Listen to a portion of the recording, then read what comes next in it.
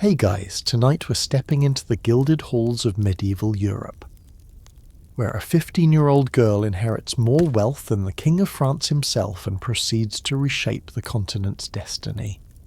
You can almost hear the rustling of silk gowns across cold stone floors, the whisper of conspiracies in shadowed corridors, and the clinking of golden coins that could buy armies. This is the story of Eleanor of Aquitaine and the queens who wielded power like swords, commanded respect like generals, and played the Game of Thrones centuries before anyone coined that phrase. The story may solve mysteries you never had an explanation for, like why medieval women could sometimes rule kingdoms while their great-granddaughters couldn't even own property. So, before you explore the story with me, please take a moment to help me subscribe to the channel, like and share this video, or maybe leave a comment below, but make sure you do it when you really like what I bring to you. Tell me where you're watching from tonight, or what draws you to these tales of forgotten power. Your engagement helps these stories reach others who crave the comfort of history, whispered softly into the darkness.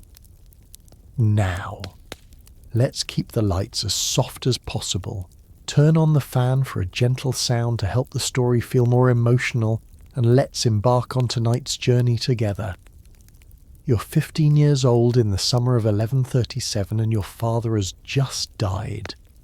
William, Duke of Aquitaine, collapsed during a pilgrimage to Santiago de Compostela, and suddenly you are the wealthiest heiress in Western Europe.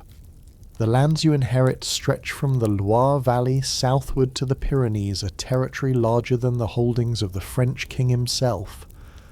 Aquitaine is a sunlit paradise of vineyards, prosperous towns, and troubadour courts where poetry flows as freely as wine. You own castles, cities, ports, and the loyalty of thousands of knights, in an age when land equals power and power equals everything. You've just become the most eligible bride on the continent. But here's the twist that makes medieval politics so deliciously complicated. You're a woman, and women aren't supposed to rule alone. Except you do, technically, because Aquitaine follows different inheritance customs than the rest of France. In your duchy, daughters can inherit in the absence of sons, a legal quirk that will define your entire extraordinary life. Your father understood the danger of leaving such a prize unguarded.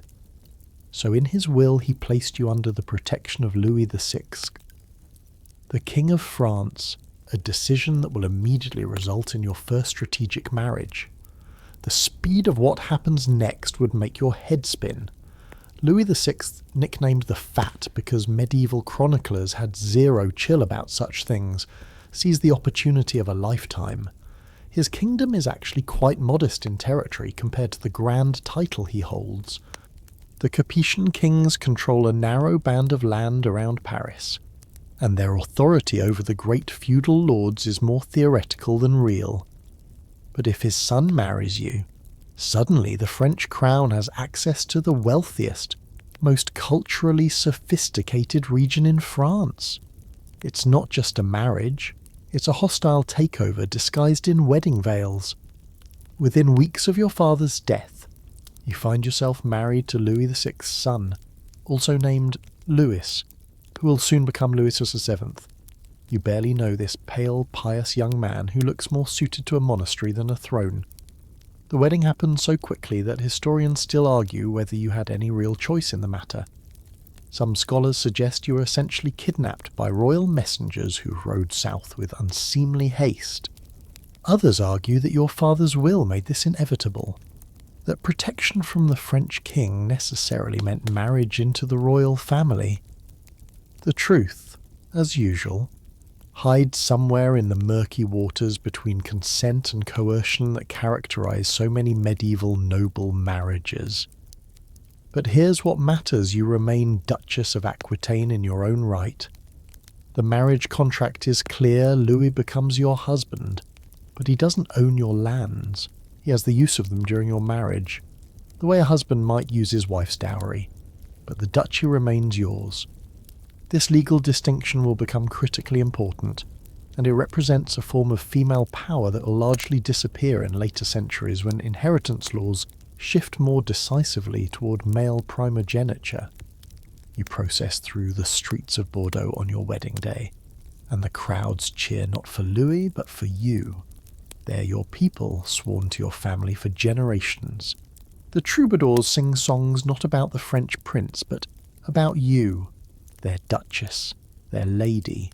You wear the colours of Aquitaine, red and gold, and the ceremony includes an unusual detail that contemporary observers carefully note you're invested as duchess before you're married as wife. First, you receive the symbols of ducal authority from the Archbishop of Bordeaux. Then, and only then, do you exchange marriage vows with Louis. The symbolism is intentional and powerful. You're not just becoming a queen consort, you're bringing an empire to this marriage as equal partner, at least in legal theory. The scale of what you control is staggering. Aquitaine's annual revenues dwarf those of the French crown lands. Your ports on the Atlantic coast trade in Spanish silver, English wool, and Mediterranean luxuries. Your cities, Poitiers, Bordeaux, Limoges are centres of learning where Arabic texts are translated, where new architectural styles are pioneered, where troubadour poetry is transforming European literature. You've inherited not just land but culture, wealth, and influence that makes you, in practical terms, more powerful than your husband will be even after he becomes king. Within days of your wedding, Louis VI dies, possibly from dysentery, possibly from sheer exhaustion at his own weight.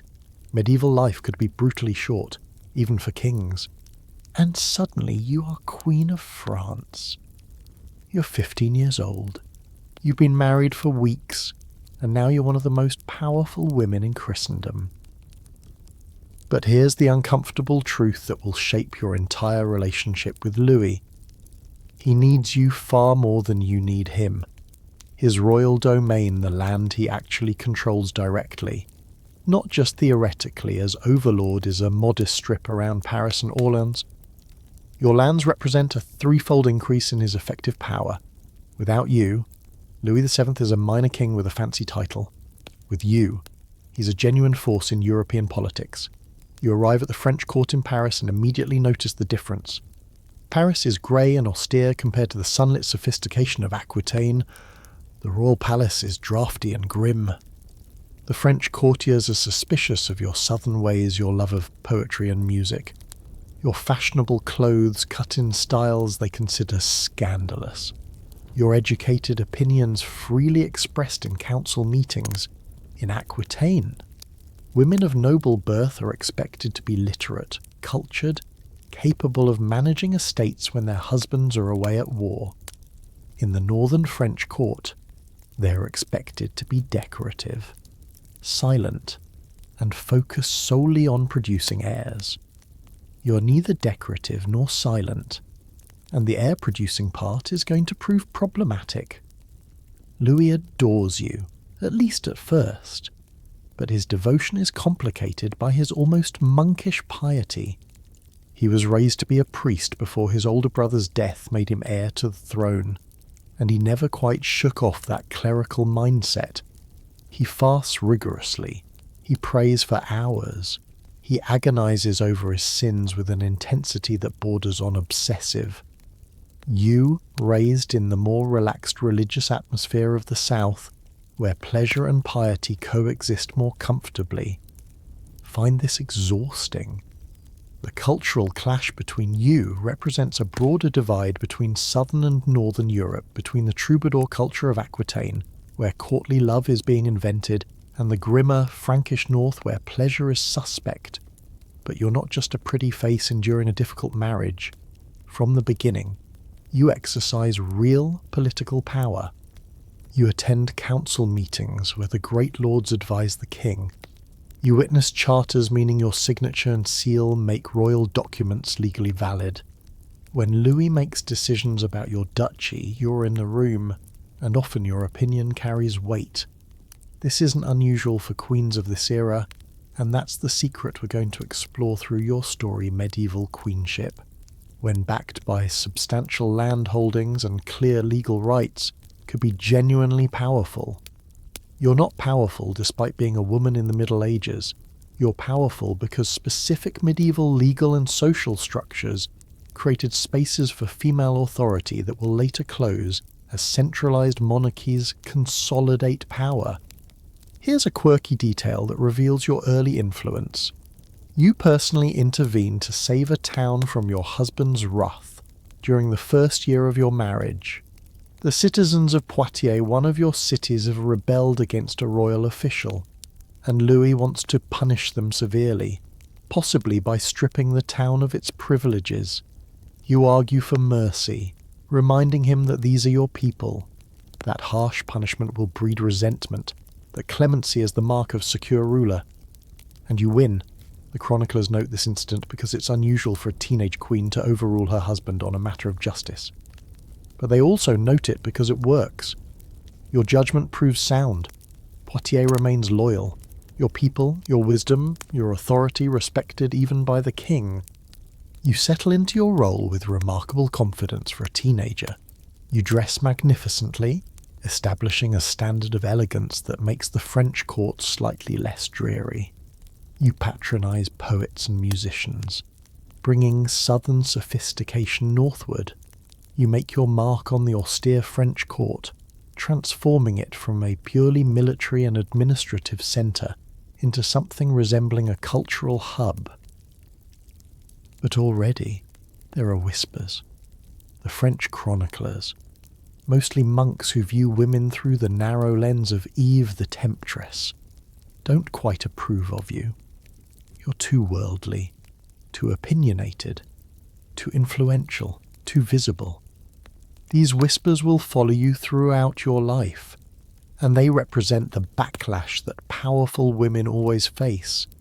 The historical record itself becomes a battleground where male chroniclers punish women who exceeded their prescribed roles by painting them as manipulative, unfaithful, or dangerously ambitious. Your marriage to Louis VII is supposed to be a fairy tale. Teenage Duchess weds king, unites vast territories, lives happily ever after. Except medieval marriage among the powerful has nothing to do with happiness and everything to do with land, alliances, and the cold calculus of feudal law. You're learning this lesson in real time as you navigate the first years of your queenship. And what you're discovering will shape how you view marriage for the rest of your very long life. The wedding itself was a merger, not a romance. Think of it as a corporate acquisition where you are simultaneously the company being acquired and the primary shareholder who retains veto power. This legal ambiguity, are you Louis's wife and therefore subject to him? Or are you the Duchess of Aquitaine who happens to be married to the King of France, creates a constant tension that neither of you quite knows how to resolve. Medieval law isn't clean about such things. Different regions have different customs, and when two powerful entities marry, the resulting legal tangle can be spectacular. You quickly realize that Louis views your marriage through a lens of devotion that borders on possession. He loves you, certainly, with an intensity that might be romantic if it weren't so suffocating. He wants you by his side constantly, not necessarily because he values your political counsel, though sometimes he does, but because he's genuinely infatuated. This creates an interesting dynamic. You have his ear, which is powerful, but you also have his emotional dependence, which can be manipulated. You're learning the arts of influence that queens throughout history will master, how to suggest rather than demand, how to make a man think your idea was his all along, how to exercise power indirectly when direct authority is denied. But here's where the marriage's merger model really comes into focus. Your ability to influence Louis depends entirely on maintaining his affection and producing a male heir. This is the trap that medieval queenship sets for even the most powerful women. You can inherit a duchy, command armies of vassals, and sign your name to treaties, but your position as queen consort is only as secure as your husband's goodwill and your womb's productivity. You and Louis have been married for several years now, and you've produced only a daughter, Marie. In the ruthless mathematics of medieval succession, daughters are pleasant but insufficient. You need a son, and the longer you fail to produce one, the more whispers circulate about God's displeasure with your marriage. These whispers take on a particularly nasty tone because of an incident that haunts Louis's conscience and, by extension, your marriage. In 1142, Louis besieged the town of Vitry during a dispute with the Count of Champagne.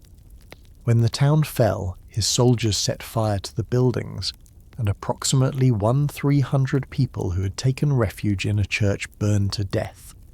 Louis was horrified, remember. This is a man who wanted to be a monk, and he became convinced that God was punishing him. For what some said for the massacre, others whispered that perhaps his marriage to you was somehow cursed. You can imagine how that feels, being 15 years into a marriage and hearing churchmen speculate that God disapproves of your union.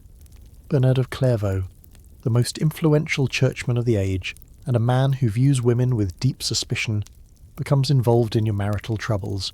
He's a stern ascetic figure who believes that female beauty and influence are inherently dangerous to male souls. He sees you wealthy, cultured, opinionated you as exactly the kind of woman who leads men astray. He doesn't say this directly to your face, because even Bernard recognizes you're the Queen of France. But his sermons and letters make his views clear. When Louis agonizes over his childless state and the Vitry massacre, Bernard is there, suggesting that perhaps the king should focus more on prayer and less on his wife's counsel. Here's a quirky detail that shows how petty these power struggles could get. Bernard once criticised your sister Petronilla's marriage, calling it incestuous because her husband had divorced his previous wife under dubious circumstances. You, enraged at this attack on your family, convinced Louis to support your sister against Bernard's objections. This led to a prolonged conflict between the French crown and the church that accomplished nothing except proving you could indeed influence royal policy when sufficiently motivated. Bernard never forgave you for this, and his chronicles paint you as a dangerous seductress leading the pious king astray. It's character assassination dressed up as religious concern, and it's remarkably effective at shaping how future generations will remember you. Meanwhile, you're governing. This is the part that often gets lost in the soap opera of your marriages and divorces. You're actually quite good at the administrative side of queenship. When Louis is away, which is often, you sign charters, dispense justice, and manage the complex web of feudal relationships that keep a medieval kingdom functioning. Your signature appears on dozens of surviving documents from this period, always alongside Louis's or explicitly authorized by him, but present nonetheless. You're learning the mechanisms of power, how decisions actually get made, how to reward loyalty and punish betrayal, how to play the long game of medieval politics. But the merger model of marriage is starting to show cracks. You and Louis are fundamentally incompatible culturally, temperamentally, probably sexually given his monk-like tendencies.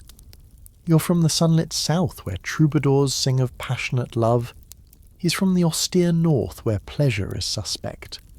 You enjoy luxury, poetry, music, laughter. He enjoys fasting and prayer. Historians still argue whether you were ever truly in love or whether this was always a political arrangement that simply ran its course. The truth probably lies somewhere in between. Perhaps there was initial attraction that curdled into mutual frustration as your differences became impossible to ignore. The breaking point comes during the Second Crusade. But we'll get to that disaster in a moment. What matters now is understanding that your marriage to Louis is teaching you a crucial lesson. Marriage is the mechanism through which medieval women access power, but it's also the mechanism through which they lose it. You're powerful because you're married to the king, but you're also constrained because you're married to the king. You own Aquitaine in your own right, but Louis controls it during your marriage. You influence policy, but only through him. It's a maddening paradox. And you're one of the smartest political minds of your generation trapped in this system, learning its rules so you can eventually break them. Your marriage also reveals something important about medieval political structures. They're personal in a way that modern politics isn't. There's no separation between Louis's feelings for you and his governance of the kingdom. If he's angry with you, he might make decisions about Aquitaine designed to punish you. If he's infatuated, he might be generous with privileges for your vassals. Everything is interpersonal. Everything is about relationships and loyalties and who owes what to whom. This is why queens can be so powerful. They're at the centre of the most important personal relationship in the kingdom, the one between the king and his wife. And in a political system built on personal bonds, that centrality matters enormously. You're also learning about the precariousness of female power. Your influence depends on factors largely outside your control: your husband's affection, your ability to bear sons, the opinions of influential churchmen, the whispers of courtiers. One wrong move, one powerful enemy, one too many daughters instead of sons, and everything can collapse. This is why you'll later be so careful, so strategic, so ruthless when necessary.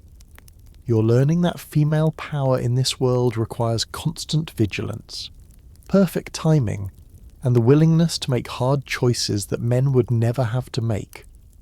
The marriage is teaching you to be a survivor, a strategist, a woman who understands that in medieval politics, sentiment is weakness and power is everything.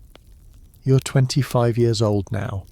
You've been queen for a decade, and you're preparing for a journey that will change everything, a crusade to the Holy Land that will expose all the fault lines in your marriage and set you on a path toward the most consequential divorce in medieval history.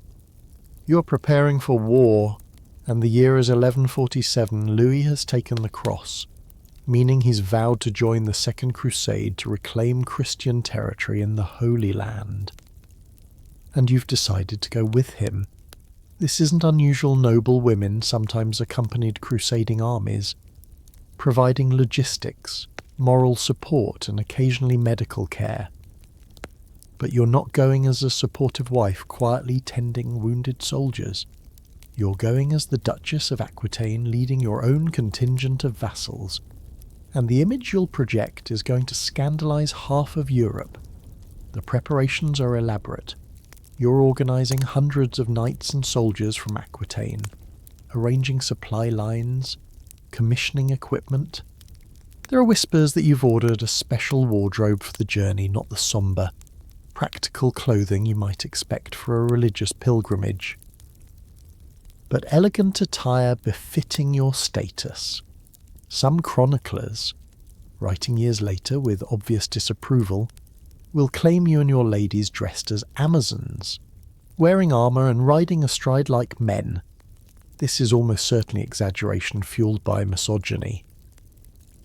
But there's probably a kernel of truth. You dressed magnificently. You refused to disappear into the background. And this infuriated the monks who believed crusades should be grim exercises in masculine piety. Here's a mainstream historical fact. The Second Crusade was a catastrophic failure. It accomplished virtually nothing, lost thousands of lives, and severely damaged the reputation of European chivalry. Louis's leadership was indecisive at best, incompetent at worst. The crusade fractured into bickering factions, suffered devastating losses in Anatolia, and ultimately failed to recapture any significant territory. But here's what makes your role interesting. Contemporary chroniclers blamed much of this failure on you, specifically on your presence as a distraction and your supposed meddling in military decisions. It's scapegoating dressed up as history, but it tells us something important. You are visible enough and influential enough that when things went wrong, male chroniclers found it convenient to blame the woman. The journey east is grueling. You travel through Germany, then through the Byzantine Empire, where you stop in Constantinople and meet Emperor Manuel Komnenos. The Byzantine court is magnificent, far more sophisticated than anything in France, and you're clearly impressed. Some sources suggest Manuel was equally impressed by you, which will later fuel rumours. Constantinople is a city of marble and silk, of libraries and learning, of wealth that makes even Aquitaine look provincial. You spend weeks there while Louis negotiates with Manuel about routes and supplies, and you're drinking it all in the culture, the politics, the way Byzantine empresses wield power through elaborate court ceremonial. Then comes the march through Anatolia, and this is where the crusade begins to unravel. The Byzantine guides are unreliable, possibly deliberately so because Manuel doesn't entirely trust the crusaders' intentions. The Turkish forces harass your army constantly. The heat is unbearable, water is scarce, and soldiers are dying of thirst and disease before you even encounter major enemy forces. You're living this nightmare in real time, watching the great crusading army deteriorate into a desperate, straggling mob. Louis makes a crucial tactical error on Mount Cadmos, ordering the army to make camp in a vulnerable position, and the Turks attack at dawn. The French forces are routed, hundreds are killed, and Louis himself barely escapes. You survive because your Aquitanian vassals maintain better discipline than the French forces, a detail the chroniclers conveniently forget when assigning blame later. You finally reach Antioch in March 1148, and this is where your crusade and your marriage truly falls apart. Antioch is ruled by your uncle, Raymond of Poitiers, a charismatic and ambitious man about your own age. He welcomes you warmly, perhaps too warmly in the opinion of the suspicious French courtiers travelling with Louis. Raymond wants to use the crusading army to attack Aleppo, a strategic move that makes military sense. You support this plan because, frankly, it's a better idea than anything Louis and his advisors have proposed. But Louis refuses, partly for strategic reasons, but mostly, it seems, because he's jealous of the rapport between you and Raymond. Here's where the rumours start, the ones that will follow you for centuries. Chroniclers will later claim that your relationship with Raymond was inappropriate, even incestuous. They'll whisper that you spent too much time in private council with him, that you preferred his company to your husband's, that perhaps something scandalous occurred. There's almost certainly no truth to this. Raymond was your uncle. You were discussing military strategy, and the real issue was that you publicly disagreed with Louis on a major policy decision. But medieval chroniclers, especially monks who already disapproved of you, found it easy to transform political disagreement into sexual scandal. It's a pattern you'll see repeatedly when powerful women challenge male authority. They're accused of sexual impropriety. It's the easiest way to discredit them. The fight between you and Louis in Antioch is spectacular. You argue for Raymond's plan to attack Aleppo. Louis refuses and announces the army will march to Jerusalem instead, a decision driven more by religious sentiment than military logic. You're furious because you recognize this is strategically stupid, and in your anger you say something that cannot be unsaid. The exact words are lost to history, but the substance is clear. You threaten divorce. You tell Louis that your marriage is invalid because you're related within the prohibited degrees of consanguinity, your distant cousins. And church law technically forbids marriage between relatives closer than 7 degrees of kinship. This isn't a sudden realization. You've known about the relationship all along. Every noble marriage deals with this issue because noble families have been intermarrying for generations. But consanguinity is the medieval equivalent of a legal escape clause, a way to dissolve marriages when politically convenient. You're not actually concerned about the spiritual implications of marrying a distant cousin. You're threatening to use church law as a weapon to free yourself from a marriage that has become unbearable. Louis's response reveals how possessive he's become. According to chroniclers, he essentially kidnaps you. He refuses to let you stay in Antioch, ordering you to accompany him to Jerusalem whether you want to or not. You're the Queen of France, the Duchess of Aquitaine, and your husband is treating you like property he won't relinquish. You have no real choice but to comply. Though your fury is palpable, the court witnesses this breakdown in your marriage, and the gossip spreads across the Crusader camps like wildfire. Jerusalem provides no solution to anything. The Crusaders besieged Damascus in July 1148, another strategic blunder because Damascus is actually allied with Jerusalem against other Muslim powers. The siege fails miserably after just 4 days, and the crusading army limps back to the coast in disgrace. You're watching this catastrophe unfold, watching Louis's reputation crumble, and you're more determined than ever to end this marriage. Historians still argue whether the Second Crusade's failure stemmed from poor leadership, bad luck, or the inherent difficulty of the military situation. But one thing is clear, you and Louis are finished. The journey home takes months. You travel separately from Louis, which tells you everything about the state of your marriage. By the time you reach Italy in 1149, all of Europe knows that the King and Queen of France are heading for divorce. Pope Eugene III, desperate to prevent this scandal, intervenes personally. He meets with you and Louis, counsels reconciliation, even prepares a luxurious bedchamber, hoping that privacy and comfort might rekindle your affection. It's almost touching how completely he misunderstands the situation. This isn't about hurt feelings or momentary anger. This is about fundamental incompatibility and your determination to reclaim control of your life and your duchy. You return to France, and for the next few years, you and Louis maintain a cold truce. You go through the emotions of queenship, but everyone knows the marriage is dead. You're strategizing, planning your exit, waiting for the right moment. Medieval divorce is complicated. You need papal approval. You need to ensure your daughters are provided for.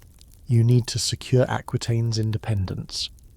But you're patient, and you're learning the most important lesson of your entire political career. Sometimes the most powerful move is knowing when to walk away. You're about to execute the most audacious power move of the 12th century, divorcing the King of France and taking back the wealthiest duchy in Europe. It's 1152, 15 years into a marriage that has produced 2 daughters but no sons, and you've had enough. Louis has had enough too, though for different reasons. He needs a male heir, and after 15 years it's clear you're not going to provide one with him. You need freedom, control of your lands, and escape from a marriage that has become a gilded cage. For once, your interests and Louis's align, which makes what you're about to do possible. The Church grants annulments, not divorces. Medieval Christianity doesn't recognize divorce, but it will declare a marriage invalid if certain conditions are met. The ground you're using are consanguinity, that convenient clause about being too closely related. You and Louis share a common ancestor, making you cousins within the prohibited degrees according to church law. Never mind that this was known and ignored when you married 15 years ago. Never mind that consanguinity is so common among nobles that if it was strictly enforced, half the aristocracy would be living in sin. What matters is that it's a legally acceptable excuse, and Pope Eugene III, despite his earlier attempts to save your marriage, is willing to grant the annulment. Here's the crucial detail that makes this more than just another medieval divorce: the terms. You negotiate carefully to ensure that you retain full possession of Aquitaine. Your daughters from the marriage will be legitimate and provided for, but they'll be raised in the French court. This is painful. You're essentially giving up custody of Marie and Alex, but it's strategically necessary. If you fought for your daughters, Louis might fight harder over Aquitaine. By letting him keep the girls, you keep your duchy. It's a cold calculation, but medieval politics requires cold calculations. especially from women who have no room for sentimental errors. The annulment is granted in March 1152 and you immediately become the most sought-after bride in Europe once again. You're about 30 years old, you're beautiful, cultured, and experienced in governance. And you control Aquitaine. Every ambitious lord on the continent wants to marry you, which means you're in immediate danger. Medieval heiresses don't stay unmarried long, they get abducted, forced into marriage, or persuaded by families with armed men. You need protection, which means you need a new husband. But this time you're choosing for yourself. The speed with which you remarry is breathtaking and suggests you had this planned long before the annulment was finalised. Within 8 weeks of your divorce from Louis, you marry Henry Plantagenet, Duke of Normandy and Count of Anjou. He's 18 years old to your 30, which means you're robbing the cradle by medieval standards, and the age difference will fuel gossip for years. But age is irrelevant compared to what this marriage represents.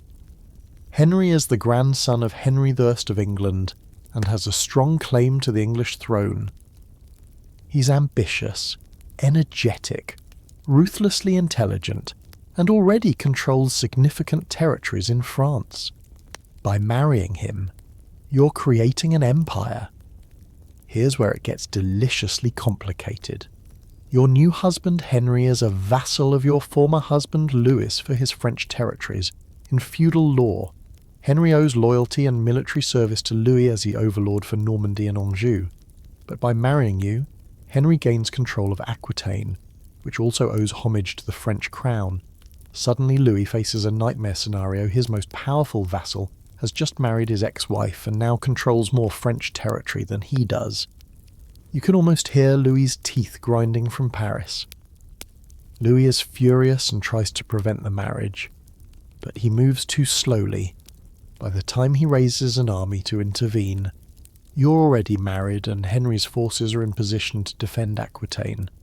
Some chroniclers suggest that you and Henry were conducting an affair even before your annulment, possibly meeting secretly during visits to the French court.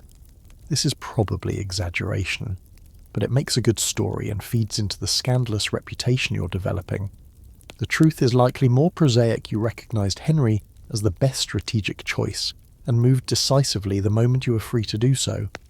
The marriage happens at the Cathedral of Saint-Pierre in Poitiers, your city, with your people cheering. This time there is no ambiguity about who's in charge of the ceremony or the symbolism. You're marrying as the Duchess of Aquitaine, and while Henry gains authority over your lands during the marriage, everyone understands that this is a partnership of equals.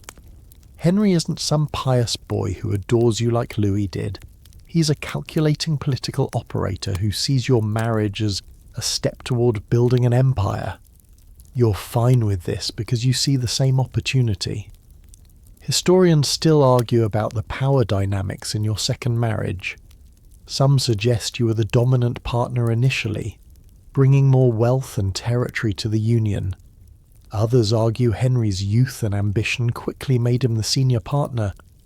The truth is probably that your relationship shifts over time, with periods of genuine partnership, periods of conflict, and periods where one or the other dominates. But in these early years, you're unmistakably powerful. You're not just Henry's wife, you're his ally in building something unprecedented. Within 2 years of your marriage, Henry becomes King of England. His mother was Empress Matilda, who fought a long civil war for the English throne and eventually secured Henry's inheritance through the Treaty of Wallingford. When King Stephen dies in 1154, Henry crosses the Channel and is crowned at Westminster Abbey. You accompany him, and suddenly you're not just Duchess of Aquitaine but Queen of England. The territories you and Henry control stretch from the Scottish border to the Pyrenees, an empire that dwarfs the French royal domain and makes Louis look like a regional lord rather than a king. Your divorce and remarriage represent something revolutionary, a woman successfully escaping one political arrangement and immediately entering another on her own terms. Yes, you need a husband because medieval society doesn't allow women to rule alone without constant threats of abduction or forced marriage. But within that constraint, you've exercised remarkable agency. You identified what you wanted: freedom from Louis, control of Aquitaine, and a partnership with someone who could help you build something greater. You then executed a plan to get it, navigating church law, feudal custom, and the ambitions of powerful men to achieve your goals. Here's a quirky detail that shows your sense of humour about the whole situation. You reportedly chose Poitiers for your wedding to Henry partly because it sent a message to Louis. Poitiers is one of your most important cities, and by marrying there, you're asserting that Aquitaine is yours and your choices about it are yours to make. It's a subtle act of defiance wrapped in wedding celebrations, and Louis certainly understood the symbolism even if he couldn't do anything about it. The divorce also reveals something important about medieval marriage law. It was flexible enough to accommodate powerful people who needed exits. The church officially opposed divorce, but it granted annulments with surprising frequency when important political interests were at stake. Your annulment from Louis was approved quickly because everyone, including the Pope, recognized that forcing you to remain married would create more problems than it solved. This flexibility benefited you, but it also shows how law in medieval Europe bent to accommodate the powerful while remaining rigid for everyone else. You're watching your ex-husband scramble to respond to your new marriage. Louis marries again almost immediately, choosing Constance of Castile in hopes of finally producing a male heir. The irony isn't lost on anyone, Louis, who supposedly divorced you because of consanguinity concerns, marries another woman who's also related to him within prohibited degrees.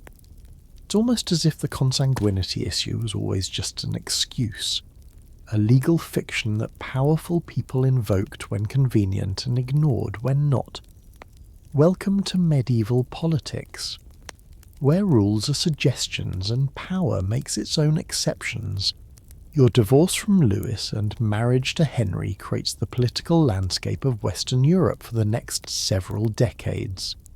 The rivalry between the Plantagenet Empire and the French crown will define the era, leading to wars, intrigues, and shifting alliances that will reshape the map.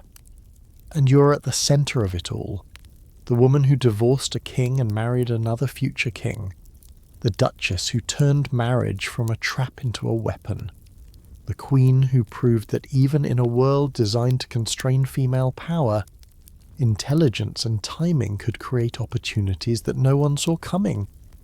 You're standing beside Henry Plantagenet as he's crowned King of England in Westminster Abbey on December 19th, 1154, and you're watching an empire take shape before your eyes.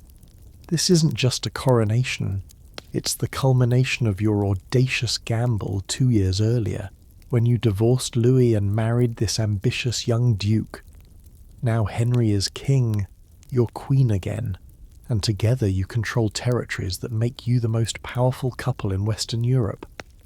The empire you've helped create later historians will call it the Angevin Empire stretches from the Scottish borders down through England, across the Channel to Normandy, sweeping through Anjou and Maine, and finally encompassing your own vast Duchy of Aquitaine in the south. It's an unwieldy, disconnected collection of territories held together by feudal bonds, dynastic claims, and sheer force of will. But here's what makes your position unique.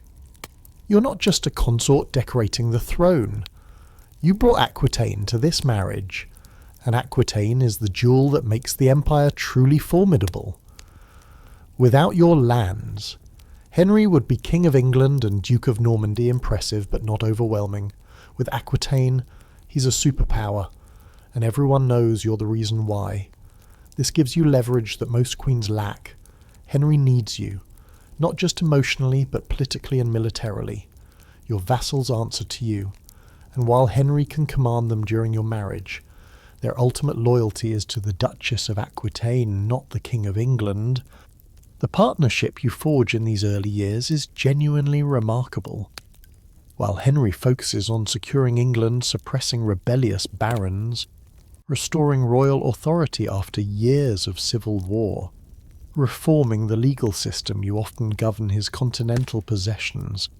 This isn't unusual. Medieval kings can't be everywhere at once, and trusted representatives must rule in their absence. But you're not just any representative. You're a duchess in your own right, a woman with decades of political experience, and you rule with an authority that goes beyond simply holding the fort until Henry returns. You sign charters, dispense justice, receive homage from vassals, and make decisions about everything from military deployments to ecclesiastical appointments. Your seal appears on documents governing territories from Normandy to Aquitaine, sometimes jointly with Henry's, sometimes alone with the formula "by the grace of God," Queen of England, Duchess of Aquitaine. That dual title matters enormously. It signals that you hold power through multiple channels, not just as Henry's wife, but as a ruler in your own right. Medieval people understood these distinctions, and they treated you accordingly. Here's a mainstream historical fact that reveals your administrative capability. You oversaw the complex governance of Aquitaine throughout the 1150s and 1160s, maintaining order in a region known for its independent-minded nobility. Aquitaine was never easy to govern. Your father struggled with rebellious vassals, and so did your grandfather. The southern lords valued their autonomy and resented outside interference. But you managed to keep them mostly loyal, partly through personal relationships built over decades, partly through strategic distribution of favours and privileges, and partly through the implied threat of Henry's military power backing your authority. It's a delicate balance, and you maintain it with skill. But let's talk about what else you're doing during these years, producing heirs at a pace that would exhaust anyone. This is where your second marriage differs dramatically from your first. With Louis, 15 years produced 2 daughters. With Henry, you have 8 children in 13 years. William in 1153, who dies as a toddler. Henry, called the young king, in 1155. Matilda in 1156. Richard, yes. The future Richard the Lionheart in 1157. Geoffrey in 1158. Eleanor in 1161. Joanna in 1165. And finally, John, the future King John of Magna Carta fame, in 1166. You're pregnant for what seems like half of the 1150s and 1160s, and you're governing an empire during the intervals. The physical toll must be enormous, though you'll never complain in any surviving record. Medieval childbirth is dangerous. Many women die in labour or from postpartum infections, and infant mortality is staggering. You lose your first son William as a toddler, a grief that must be profound but which you're expected to bear with stoic dignity, because royal women can't afford public displays of maternal anguish. You need to produce another heir immediately, and you do. This is the brutal reality of queenship. Your body is a political instrument, and your ability to bear sons determines your security and influence. Here's a quirky detail that shows your personality. Even during these exhausting years, you maintain your patronage of troubadours and poets throughout. Your court, whether you're in Poitiers, Bordeaux, or travelling with Henry, remains a centre of cultural sophistication. You sponsor poets like Bernard de Ventadour, who writes love songs that may or may not be addressed to you. The ambiguity is intentional and adds to the mystique. You're creating a court culture that values education, artistry, and the courtly love tradition that Aquitaine pioneered. This isn't frivolous, it's political. A culturally sophisticated court attracts talented people, impresses visitors, and demonstrates that your empire isn't just militarily powerful but civilized. Your relationship with Henry during these early years seems genuinely passionate, or at least functional in ways your marriage to Louis never was. Henry is energetic, intelligent, and shares your political instincts. He's also famously unfaithful medieval kings often were, and you seem to accept this as the price of marrying an ambitious, virile younger man. There's no evidence you object to his affairs during the 1150s and early 1160s. You're too busy governing, bearing children, and consolidating the empire to worry about where Henry spends his nights when you're apart.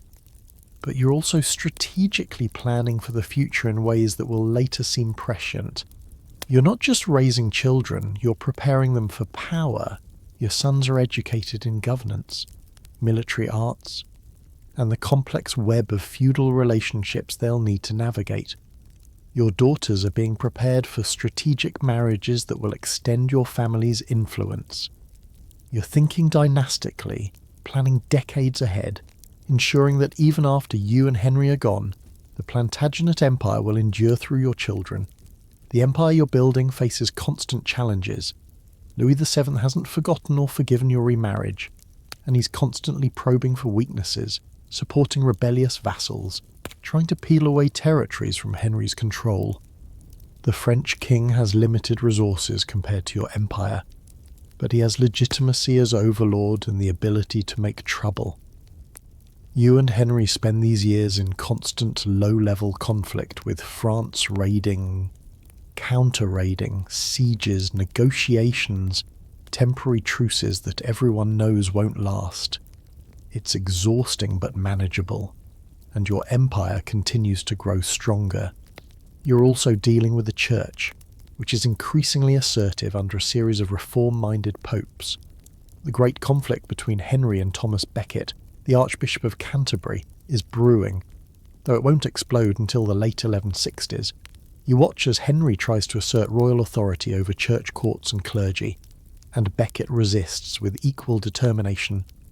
This conflict will eventually destroy Becket and damage Henry's reputation, but in these early years, it's just one more political challenge to navigate among many.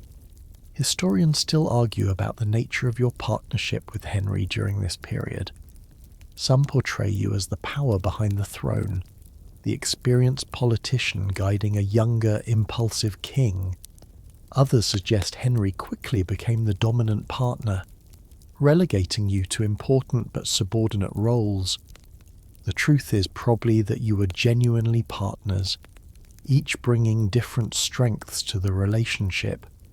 Henry had energy, military prowess, and masculine authority in a world that valued those things. You had experience, political networks in Aquitaine, and the legitimacy that came from being Duchess in your own right. Together you were formidable. Separately, either of you would have been less effective. Your marriage to Henry represents the high point of medieval queenship as genuine partnership. You're not exercising power despite being a woman. You're exercising power because the specific circumstances of your marriage, your inheritance, and the feudal system create space for female authority. This space will close as monarchies centralize and legal systems become more rigid. But in the 1150s and 1160s, you're living proof that queens can be rulers, not just ornaments. You govern, you negotiate, you command, and you're respected, feared, even by the lords and bishops who must deal with you.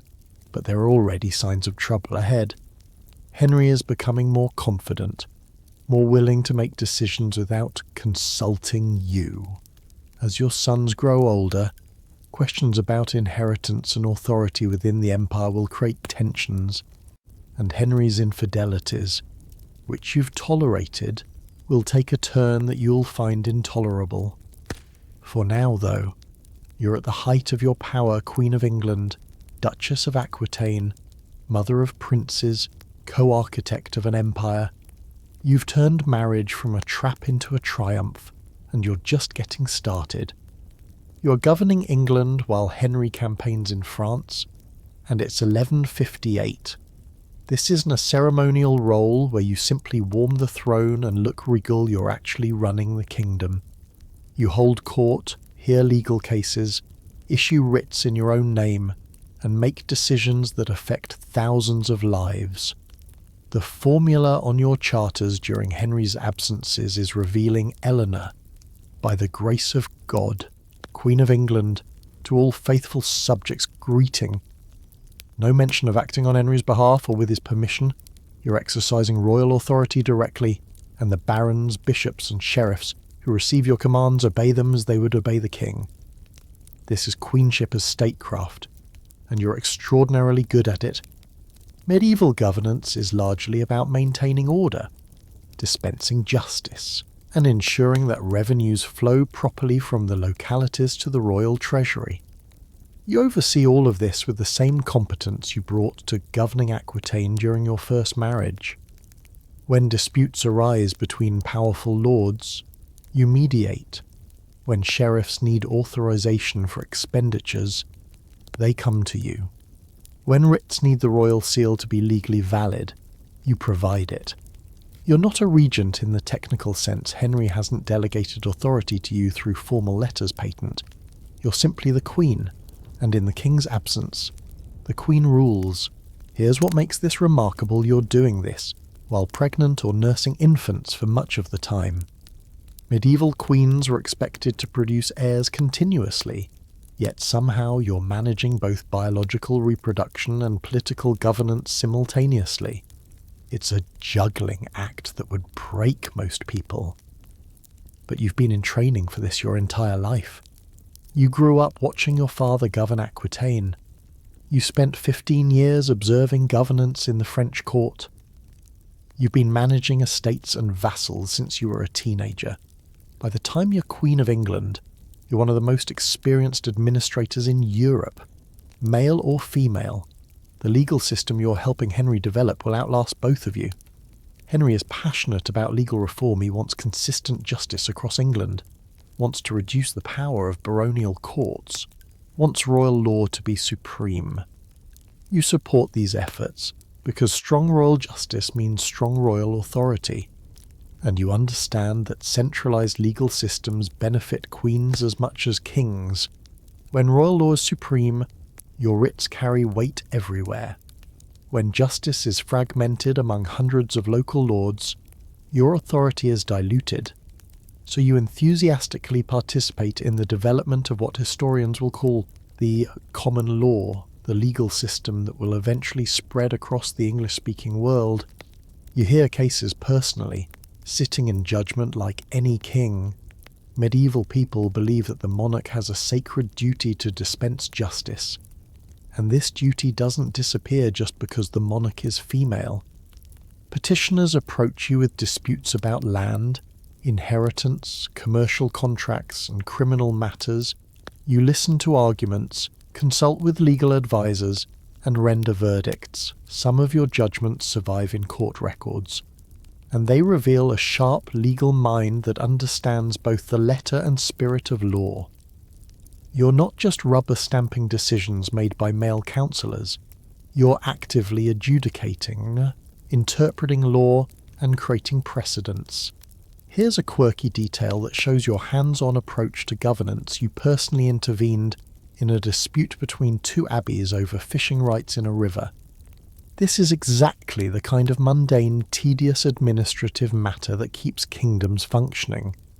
And you took time to investigate, hear both sides, and issue a judgment that both parties accepted.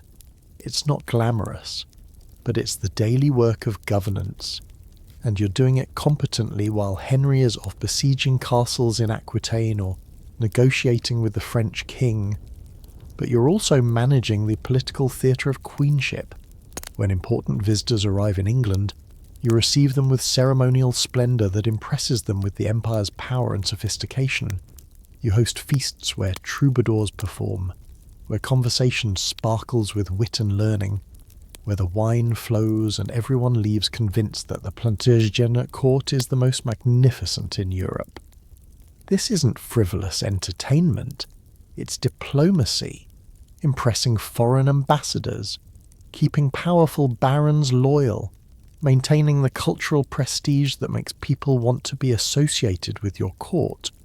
All of this is political work disguised as hospitality.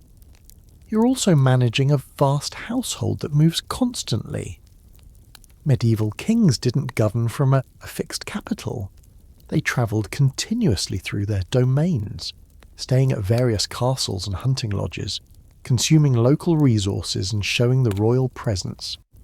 This means you're overseeing a mobile household of hundreds of people: knights, clerks, servants, cooks, laundresses, chaplains, musicians, and hangers-on of every description. The logistics are nightmarish: arranging accommodation, provisioning the household, ensuring the treasury moves safely, coordinating messengers who maintain communication with Henry and other officials. You're essentially running a small mobile city that never stops moving. The financial management alone would overwhelm most people. Royal revenues come from dozens of sources: rents from crown lands, feudal dues from vassals, profits from royal courts, income from forests and mines, customs duties from ports. These revenues must be collected, recorded, and spent on everything from military campaigns to building projects to the daily expenses of the royal household. You oversee sheriffs who collect revenues in the counties. You authorise payments from the treasury, and you ensure that enough money is available for Henry's military adventures while maintaining the government's operations. It's sophisticated financial management that requires numeracy, attention to detail, and the ability to detect when officials are embezzling, which they constantly are. Historians still argue about how much independent authority you exercised versus how much you were simply implementing Henry's policies. The truth is probably both.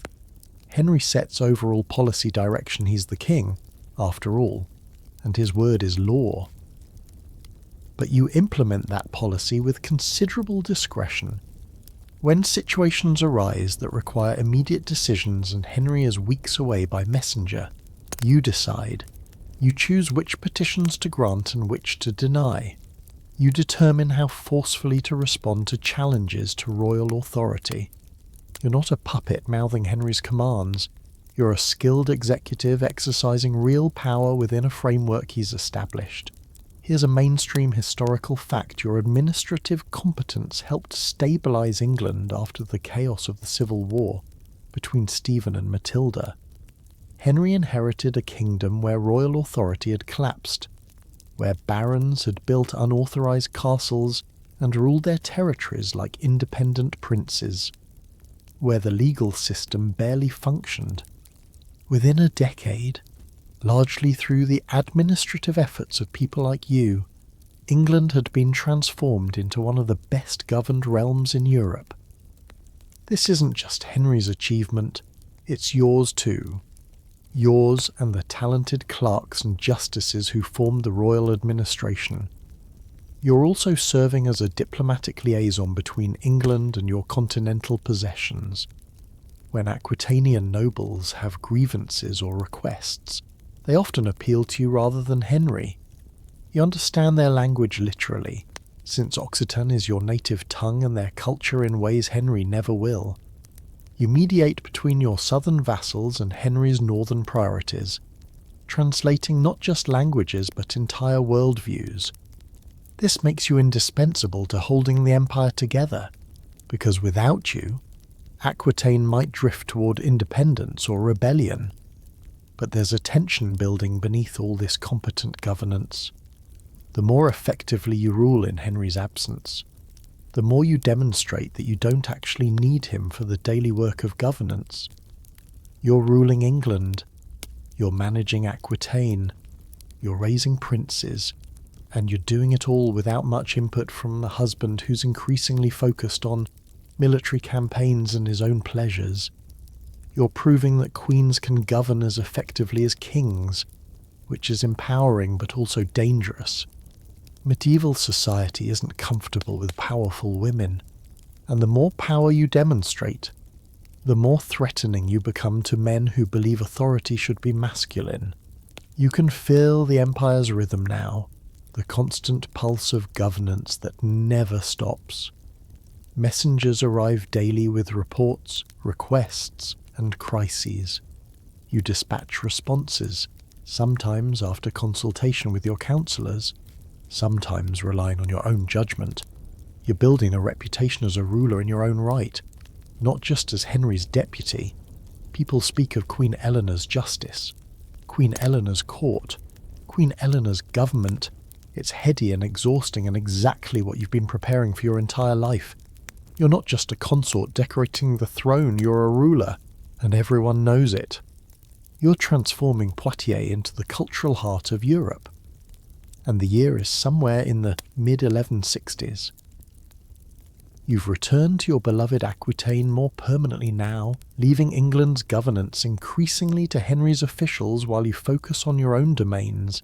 Here in the south, in the city of your ancestors, you're creating something unprecedented, a court where poetry, music, and sophisticated ideas about love and human relationships are being invented and refined. This isn't escapism or frivolous entertainment. It's cultural revolution disguised as courtly refinement, and it will reshape how European society thinks about women, romance, and power for centuries. The court of love at Poitiers becomes legendary, though separating fact from romantic embellishment is nearly impossible. Later writers will claim you established formal courts where ladies judged complex cases about love and proper courtly behaviour, issuing verdicts on questions like, can true love exist within marriage? Or, is it worse to be rejected by a lady or to be accepted by someone you don't love? Some of this is probably exaggeration. Medieval fantasy projected backward onto your court. But there's a kernel of truth. Your court at Poitiers becomes a centre where new ideas about love, women, and social relationships are discussed, debated, and disseminated through poetry and song. You're patronising troubadours, those brilliant poet-musicians who are creating a new literary tradition in Occitan, your native language. These men, and occasionally women, the Trebarets, compose songs about fin amour, refined love, what we'll later call courtly love. It's a radical reimagining of relationships between men and women, where the lady is elevated to a position of power and the male lover must serve her, worship her, prove himself worthy through noble deeds and patient devotion. This is revolutionary because it flips the normal medieval power dynamic. In law, custom, and theology, women are subordinate to men. But in courtly love literature, men serve women, plead for their favour, and accept their judgment. Here's where it gets interesting. This literary tradition emerges from courts like yours, presided over by powerful women. It's not accidental that courtly love develops in Aquitaine and Provence, regions where women could inherit property and exercise political authority.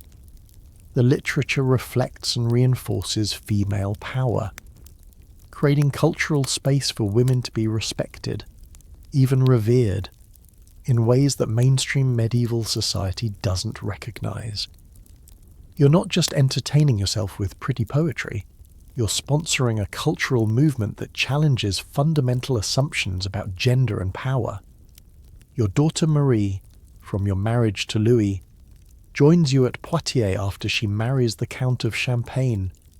Marie is brilliant, educated, and clearly learned her political skills from watching you. She'll later commission Chrétien de Troyes to write some of the most important Arthurian romances, stories that will define medieval literature and spread the courtly love ethos across Europe. The fact that Marie commissions these works and influences their content shows how noble women are actively shaping culture, not just passively consuming it. You've taught her well use patronage as power, shape narratives, create cultural frameworks that make female authority seem natural and desirable. Bernard de Ventadour, perhaps the most famous troubadour of the age, is part of your circle. His songs are masterpieces of longing and refined emotion, and many scholars believe some were written about you or at least addressed to you in the coded language troubadours used to discuss their patrons. There's probably nothing scandalous happening. These relationships between patron and poet were stylized, ritualized, more about artistic patronage than actual romance. But the songs create an image of you as the ideal lady, beautiful, cultured, worthy of devotion, powerful enough to grant or withhold favour. It's image management through poetry, and it's remarkably effective. Here's a quirky detail that reveals the sophistication of your court debates about proper courtly behaviour apparently became so elaborate that someone, possibly your chaplain Andreas Capellanus, wrote them down in a Latin treatise called De Amore, the art of courtly love. This text presents complex discussions about love, relationships, and proper behaviour, framed as judgments issued by great ladies including you and your daughter Marie. Modern scholars debate whether these judgments ever actually happened or whether Andreas invented them as literary exercises. Either way, the fact that people believed you held such courts tells us something important. Your reputation as a sophisticated, powerful woman presiding over cultural refinement was so strong that people found it entirely credible that you would judge elaborate disputes about love and proper behaviour. You're also educating your younger children at Poitiers. Richard, your favourite son if the chroniclers are to be believed, grows up immersed in Aquitanian culture. He learns Occitan, absorbs troubadour poetry, and will later compose verses himself, a fighting king who's also a poet, who perfectly embodies the Aquitanian ideal. You're deliberately raising him to be Duke of Aquitaine, your successor in your homeland. He understands the south in ways your other sons, raised in the north, never will. This cultural education is political preparation. Richard will need the loyalty of your southern vassals, and cultural affinity helps secure that loyalty. But let's talk about what courtly love actually means beneath the romantic surface. At its core, it's about refining masculine behaviour, teaching knights that brute force isn't enough, that sophistication and self-control matter. The troubadour poems praise knights who can compose verses, who understand proper courtly behaviour, who treat ladies with respect rather than as property. This is civilizing violence, channeling aggressive masculine energy into more socially acceptable forms. And who benefits from civilizing knights' women? Obviously, but also the social order generally. A knight who's been taught to worship ladies, to seek their approval, to prove himself through noble deeds rather than random violence, is easier to manage and less likely to rebel against authority. Historians still argue about how seriously to take the courtly love tradition. Some see it as genuinely progressive, elevating women's status and creating space for female voices in literature and culture. Others see it as fantasy that had little impact on real women's lives, while poets praised imaginary ladies. Real women remained legally subordinate and vulnerable. The truth is probably both. Courtly love didn't revolutionize legal rights or end male violence against women, but it did create cultural narratives where female power was celebrated, where women could be judges and decision-makers, where masculine authority wasn't absolute. In a world that offered women few avenues to power, culture mattered. Your court also becomes famous for its learning and sophistication in areas beyond love poetry. You collect books, sponsor translations of texts from Arabic and Greek, and maintain a household where educated conversation is valued. Medieval courts were centres of oral culture news. Stories and ideas spread through conversation, performance, and recitation. Your court becomes known as a place where intelligent discourse happens, where troubadours compete to craft the most elegant verses, where visiting scholars find appreciative audiences. This reputation attracts talented people, which increases your court's prestige, which attracts more talented people. It's a virtuous cycle of cultural capital. Here's a mainstream historical fact that grounds all this cultural activity. Aquitaine in the 12th century was genuinely one of Europe's most sophisticated regions. It had extensive trade connections with Spain and the Mediterranean, which brought wealth and exposure to Arabic and Byzantine learning. Its cities were prosperous. Its churches were architectural marvels. Its monasteries were centres of learning. You didn't create this sophistication out of nothing. You inherited a rich cultural tradition and amplified it through deliberate patronage and promotion. But your personal role in shaping Aquitanian court culture is significant and well documented.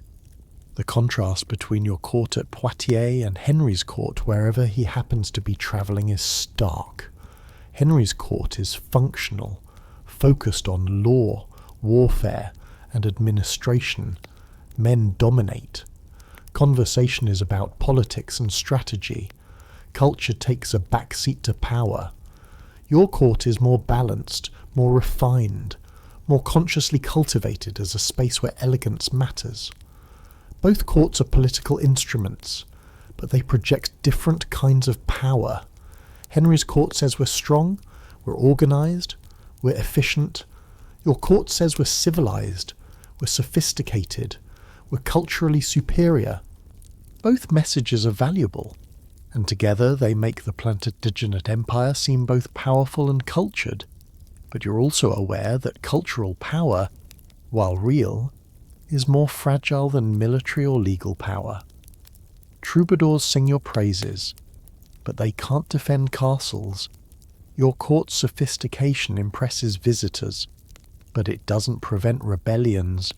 You're building cultural capital alongside political and military power. But you know that when conflicts arise, men will reach for swords before poems. Still, culture matters. The troubadour tradition you're nurturing will outlast all the military victories and political manoeuvrings of your age. People will forget the treaties Henry signed and the castles he besieged, but they'll remember the songs composed at your court, the stories of courtly love, the image of Eleanor of Aquitaine presiding over the most sophisticated court in Europe. You're in your 40s now, still beautiful according to contemporary counts, still intellectually vigorous, still politically formidable. You've survived 2 marriages, born at least 10 children, governed kingdoms, and created a cultural legacy that will outlive you by centuries. But storm clouds are gathering. Your relationship with Henry is deteriorating. Your sons are growing ambitious and impatient, and the empire you helped build is about to tear itself apart. For now, though, you hold court at Poitiers, surrounded by poets and music, dispensing judgments on love and proper behaviour, shaping culture like other rulers shape law.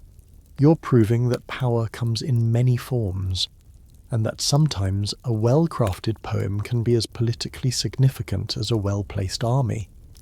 You're watching your family disintegrate. And it's the late 1160s bleeding into the 1170s.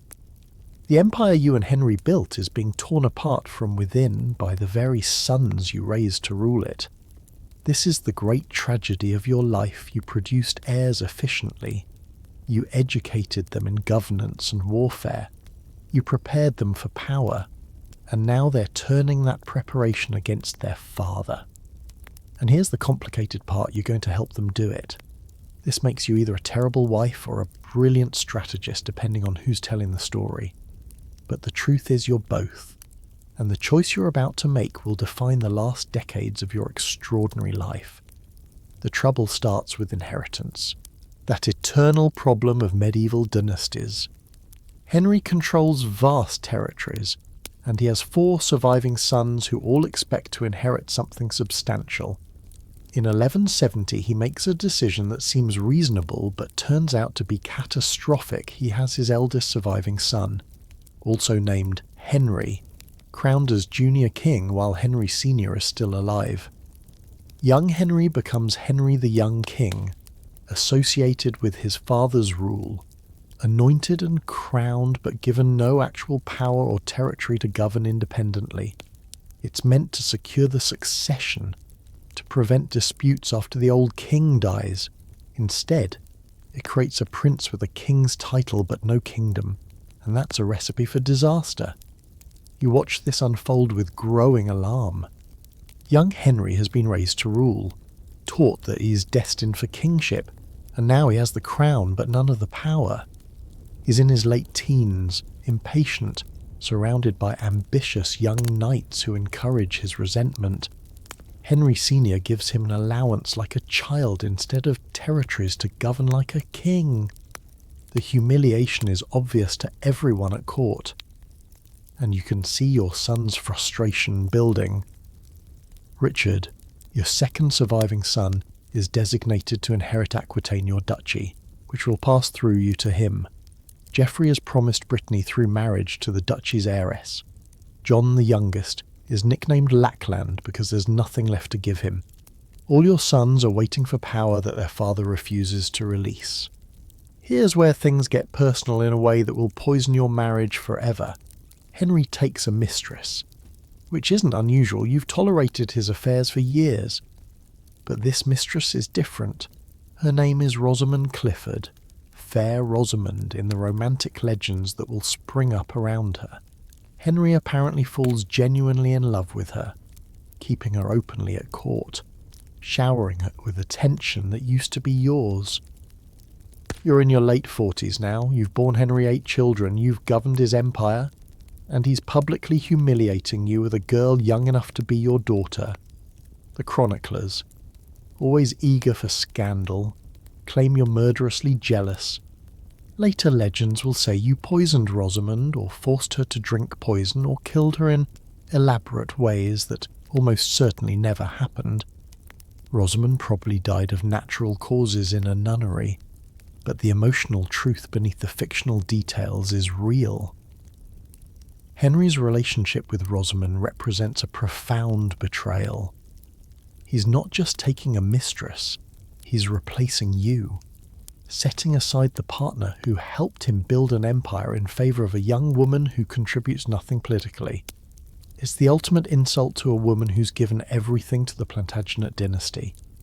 You make a choice, you're going to back your sons against their father. It's an extraordinary decision, the kind that medieval chroniclers struggle to explain except by painting you as evil or manipulative. But your reasoning is clear enough. Henry has sidelined you, humiliated you, and is refusing to share power with his adult sons. By supporting your sons' demands for real authority, you're simultaneously advancing their interests and reclaiming your own relevance. If your sons control territories, you can govern through them, maintaining political power even as Henry tries to push you aside. The rebellion explodes in 1173. Young Henry, Richard, and Geoffrey all rise against their father, demanding the territories they've been promised. Louis VII, your ex-husband, gleefully supports the rebellion. Anything that weakens the Plantagenet Empire serves French interests. The Count of Flanders joins the rebels. Rebellious barons in England and Normandy see an opportunity to resist royal authority. Suddenly Henry is fighting a multi-front war against his own sons. His enemies are circling like wolves, and the empire is on the verge of collapse. And you're actively coordinating the rebellion. You travel between your sons, carrying messages, encouraging their resolve when they waver, using your authority in Aquitaine to provide resources and safe havens. You're committing treason against your husband in the most technical sense. Using your political skills to undermine his authority, it's the ultimate act of defiance from a woman who spent decades exercising power within the constraints of marriage. And now, you're breaking those constraints entirely. Here's a quirky detail that shows both your boldness and the danger you're facing at some point during the rebellion. You try to flee to Paris dressed as a man. You're attempting to reach Louis's court, where you'd be safe from Henry's forces, and you apparently decide that disguising yourself as a knight is the best strategy. Your court, recognized despite the disguise, and taken prisoner, The image is almost comical, a 50-year-old queen dressed in male armour, trying to sneak across hostile territory, but it's also poignant. You're resourceful enough to attempt the escape, desperate enough to take the risk, and ultimately vulnerable in ways that male rebels aren't. Male lords who rebel can defend their castles and fight pitched battles. Women, even queens, have to resort to disguises and subterfuge. Henry wins, he's a brilliant military commander, and despite facing enemies on multiple fronts, he systematically defeats the rebel forces. Young Henry submits and is forgiven he's the heir, after all, and Henry Sr. can't destroy him without undermining the succession. Richard holds out longer in Aquitaine but eventually submits. Geoffrey switches sides at the opportune moment, because Geoffrey is nothing if not calculating. The rebellion collapses by the end of 1174, and Henry has crushed the greatest threat to his rule. But he can't forgive you. Your sons are forgiven because they're his sons. The future of the dynasty. You're different. You're not essential to succession anymore. You've already borne the heirs. You're not essential to governing Henry, has officials who can run England without you. You're a danger, a proven traitor who used your political skills and territorial authority to nearly destroy him. So Henry makes a decision that will define the rest of your life. He locks you up. Historians still argue about the exact nature of your captivity. You're not thrown into a dungeon in chains, you're a queen, and there are limits to how Henry can treat you without creating scandals. But you're definitely imprisoned, held at various castles under guard, prevented from travelling freely or exercising political authority. You'll spend the next 16 years essentially under house arrest, moved from castle to castle, allowed minimal contact with the outside world, stripped of the power you spent decades accumulating. It's a living death for someone like you, someone whose entire identity is wrapped up in political action and cultural influence. The imprisonment also reveals something dark about medieval marriage and power. Henry can do this to you legally because you're his wife, and wives are subject to their husband's authority. Never mind that you're a duchess in your own right, that you governed kingdoms, that you're one of the most capable political minds in Europe. As a wife, you can be imprisoned by your husband, and there's nothing you or anyone else can do about it except hope he eventually relents. Your sons protest occasionally, but they can't really challenge Henry on this without risking another rebellion they'll lose. You're trapped, and the trap is built into the very structure of medieval marriage. Here's a mainstream historical fact: your imprisonment lasts until Henry's death in 1189, 16 years of captivity that spans your 50s and 60s, years when you should be exercising power at the height of your wisdom and experience. You're not tortured, not starved, not physically abused, but you're silenced, removed from political life, forced to watch as others make decisions about territories you should be governing. It's psychological torture for someone of your temperament, and the fact that you survive it with your will intact is remarkable. But even imprisoned, you remain politically relevant in ways that must infuriate Henry. Your sons can't forget that Aquitaine is yours, that Richard's claim to the duchy comes through you, that you're the legitimate ruler whom Henry is illegally constraining.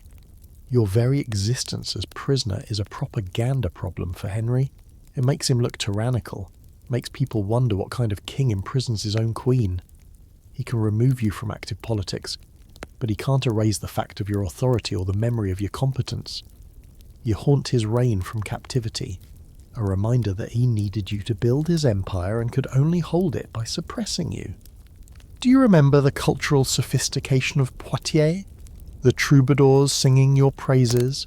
The court of love where you judged complex questions about relationships and power? All of that is gone now, replaced by stone walls and guards who monitor your every move.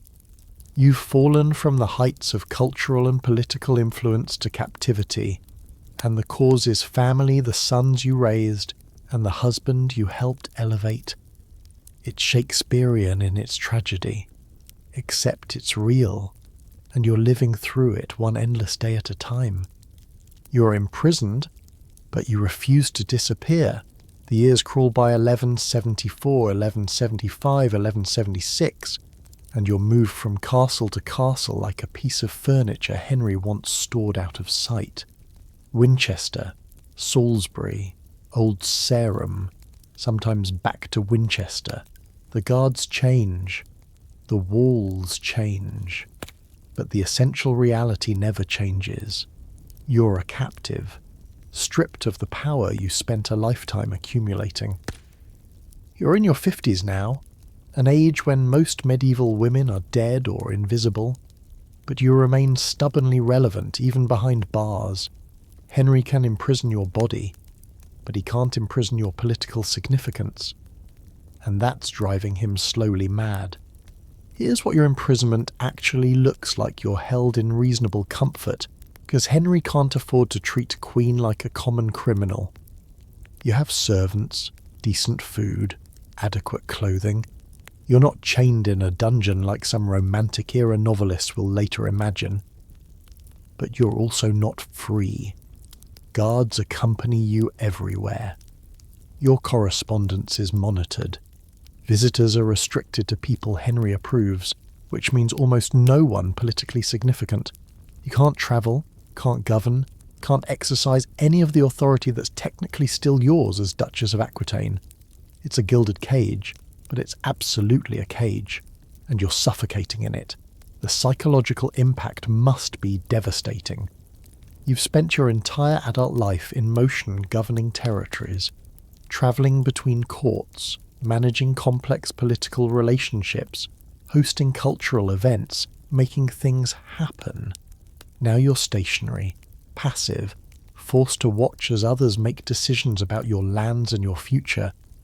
Medieval sources don't give us your inner thoughts, but we can imagine the frustration, the rage, the creeping fear that you'll die in captivity without ever reclaiming your freedom. You're not just imprisoned, you're being erased from political life. And for someone of your temperament, that's worse than physical chains. But here's where your story takes a twist that reveals just how thoroughly your power was woven into the fabric of the empire. Henry can't fully govern without acknowledging you.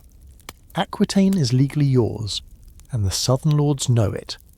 When Richard tries to assert authority in Aquitaine, he does so as your heir and representative, not as his father's agent. When documents need to be issued concerning your duchy, they sometimes still bear your name.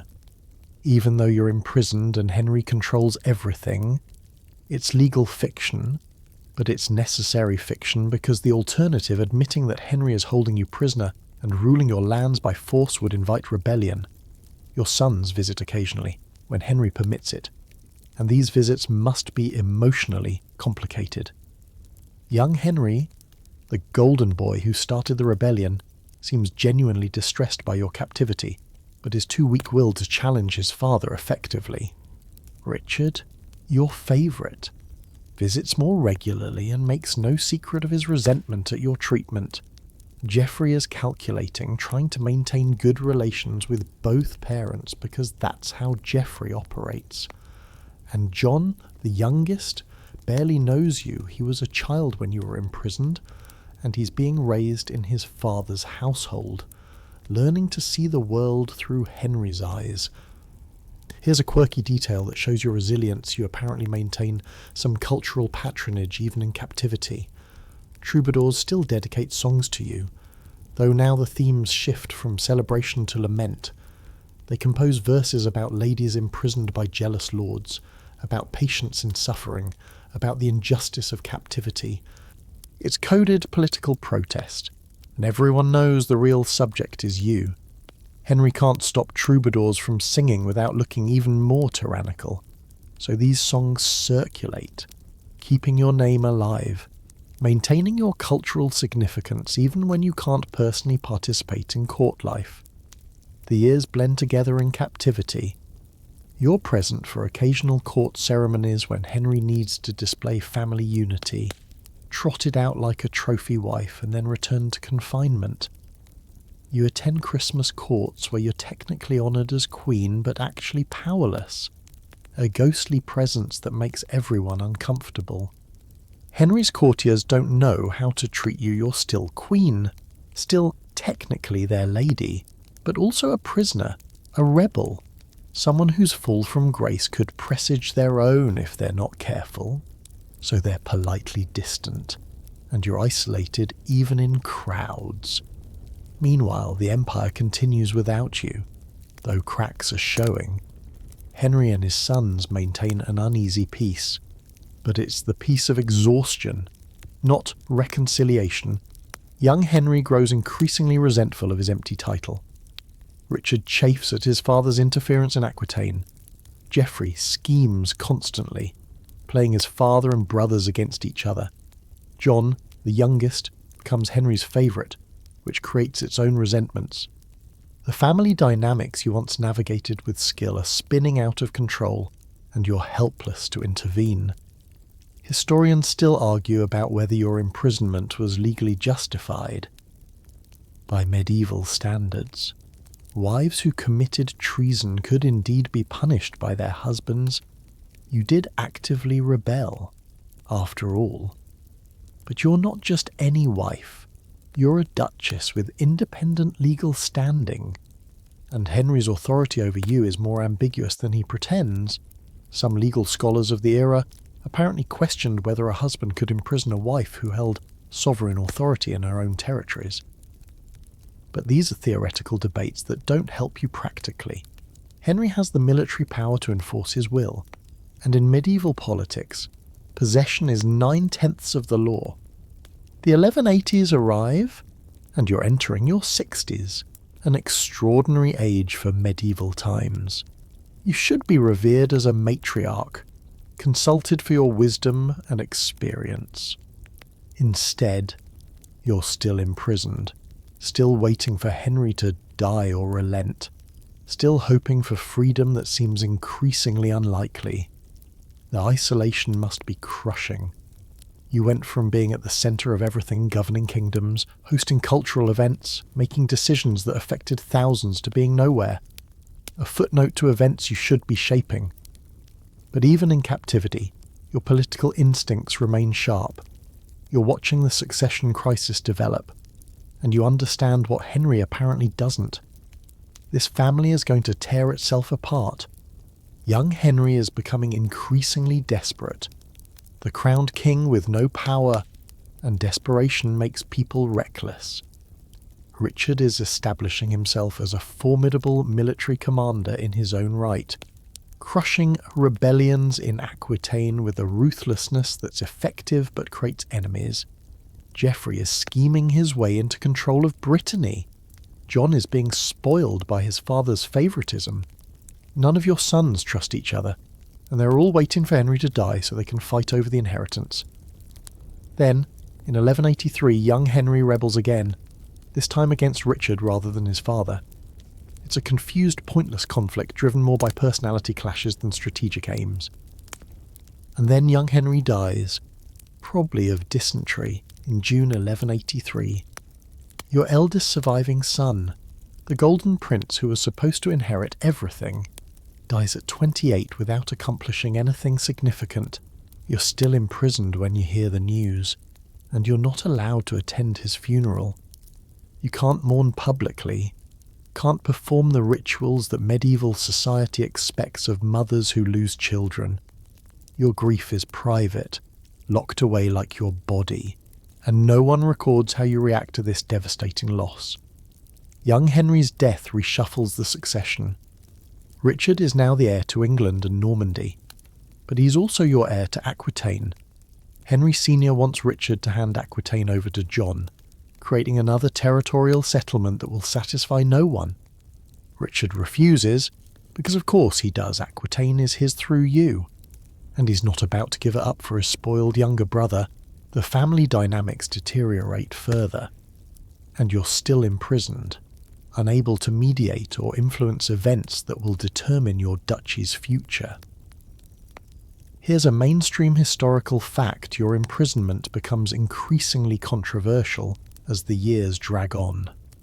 Some churchmen question its morality, even if they won't challenge it directly. Troubadours sing increasingly pointed laments about unjust captivity. Your reputation, far from being destroyed by imprisonment, actually grows more sympathetic. You're being transformed from a dangerous rebel into a tragic figure, a wise queen unjustly held by a tyrannical husband. This is partly genuine sympathy and partly political manoeuvring by people who oppose Henry, but either way, it works in your favour. When freedom finally comes, you'll have political capital waiting for you, but that freedom still seems impossibly distant. It's 1187, 1188, and you're approaching 70 years old.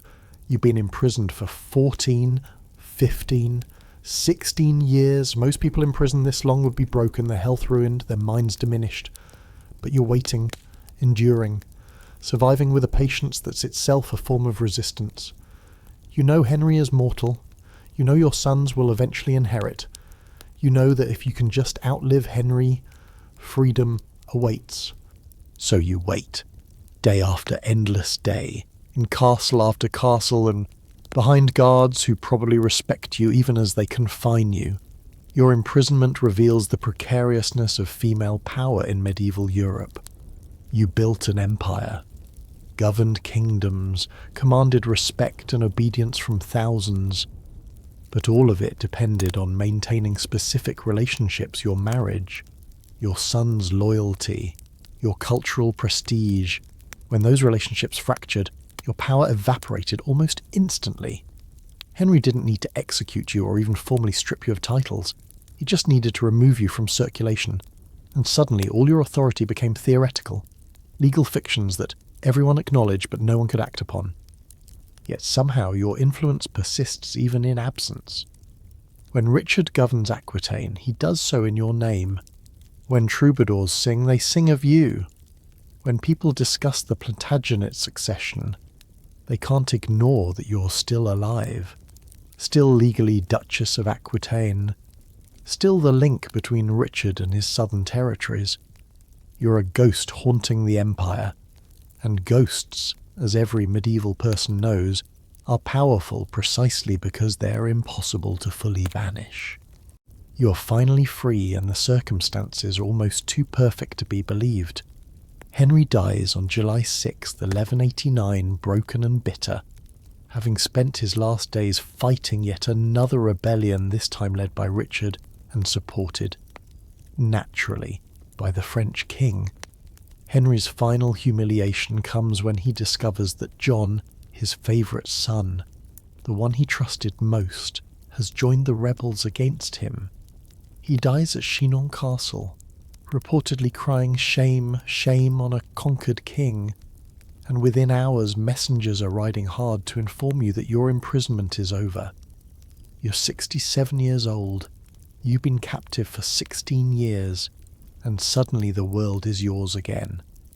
Richard is king, now Richard the Lionheart, your favourite son, the one you raised to appreciate Aquitanian culture and understand southern politics. One of his first acts as king is ordering your release. You emerge from captivity like a force of nature that's been dammed up for too long, and everyone in the Plantagenet domains is about to remember exactly what Eleanor of Aquitaine is capable of when she's free to act. You don't rest. You don't retreat to some comfortable castle to live out your remaining years quietly. You explode back into political life with an energy that would exhaust people half your age. Richard needs you desperately, and he knows it. He's planning to go on crusade, the Third Crusade, because apparently the Holy Land is still causing problems, and Richard is exactly the kind of warrior king who can't resist the call. But crusades take years, and England needs governance while he's gone. Richard could appoint regents, but who does he trust more than his own mother, who has more experience, more political skill, more sheer competence? So you become, in effect, the ruler of England, while Richard pursues military glory in the Middle East. After 16 years of captivity, you're back to running kingdoms, and it's like you never stopped. But first, you need to secure Richard's position, and that means dealing with accumulated problems from Henry's final years. You travel across England in 1189 and 1190, and the pace would kill most people your age. You're witnessing charters, receiving oaths of loyalty from barons, inspecting castles, reviewing financial accounts, settling disputes. You're also exercising mercy in Richard's name, releasing prisoners, pardoning offences, demonstrating that the new reign will be different from Henry's increasingly paranoid final years. It's brilliant political theatre, the wise Queen Mother showing compassion and justice, building goodwill for her absent son. Here's a quirky detail that shows both your political skill and your capacity for forgiveness. You apparently reconcile with some of the officials who guarded you during your imprisonment. You understand that they were following orders, and you need experienced administrators to help govern. So instead of purging Henry's officials out of spite, you co-opt them, bringing them into Richard's government and ensuring continuity. It's pragmatic and politically sophisticated. But it must also require tremendous self-control. These men enforced your captivity for 16 years, and you're working with them as if nothing happened. You're also managing family relationships that remain complicated. John, Richard's younger brother, is circling like a shark, already thinking about how he might seize power if Richard dies on crusade. Geoffrey is dead. He died in 1186 during a tournament accident. Another son you've lost, but his son, young Arthur of Brittany, has a claim to the succession that could cause trouble. You're balancing these competing interests, trying to ensure Richard's authority while keeping potential rivals satisfied enough that they won't rebel the moment Richard leaves for the Holy Land. Richard's coronation is magnificent, and you're there, publicly honoured as the Queen Mother, the matriarch of the dynasty. The contrast with your imprisonment couldn't be starker. Just months ago you were confined, powerless, watching from the margins. Now you're at the centre of the most important ceremony in England, and everyone is seeking your favour because everyone knows you speak for the king. It's a remarkable reversal of fortune, though you've learned too much about power's precariousness to take anything for granted. Then Richard leaves for crusade in 1190 and you're essentially ruling England. You're not regent in the technical sense. Richard has appointed various officials with specific authorities, but in practice, you're the one holding everything together. England's government continues to function. Revenues are collected and spent appropriately.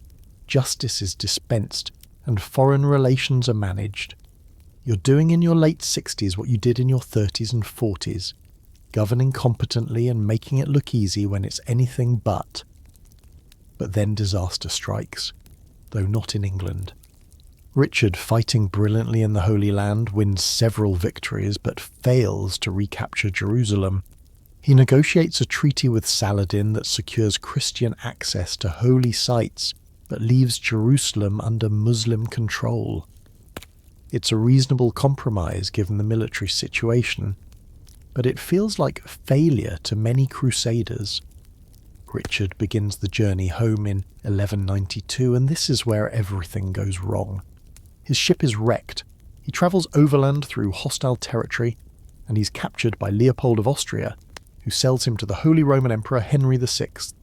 Your son, the King of England, is a prisoner, held for ransom, and the sum demanded is staggering 150,000 marks, roughly twice England's annual revenue.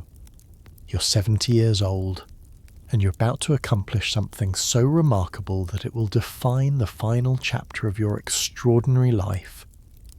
You're going to save your son. The ransom demand would bankrupt England, and collecting it requires extraordinary organisational ability.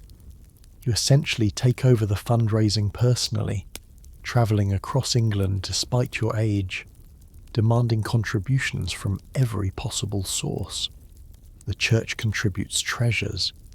Barons pay what amounts to a special tax. Townspeople contribute what they can. You're using every political skill you've honed over decades, persuading, cajoling, pressuring, inspiring to raise an impossible sum. Here's a mainstream historical fact: you actually raise the ransom, all 150,000 marks, which is an administrative achievement that demonstrates your organizational genius. This isn't just collecting taxes through normal channels, it's an emergency mobilization of resources that requires innovative financing methods and ruthless efficiency. You oversee the collection, verify the accounts, ensure the money is properly secured for transport. Medieval chroniclers are impressed, sometimes grudgingly, by your ability to accomplish this feat at your age. But raising the money is only half the battle. Someone has to deliver it to Germany and negotiate Richard's release, and you decide that someone is you. In 1193 you cross the Channel in winter, dangerous at any age, potentially fatal at 70, and then you travel overland through Germany to the Emperor's court. You're literally crossing the Alps in winter to rescue your son. The journey is grueling, the kind of trek that medieval people undertake only when absolutely necessary, and you're doing it at an age when most people are sedentary or dead. You arrive at the imperial court and engage in complex negotiations with Henry VI. He's holding Richard partly for the ransom, but also for political reasons. Richard has enemies, and the emperor is enjoying the diplomatic leverage that holding a king provides.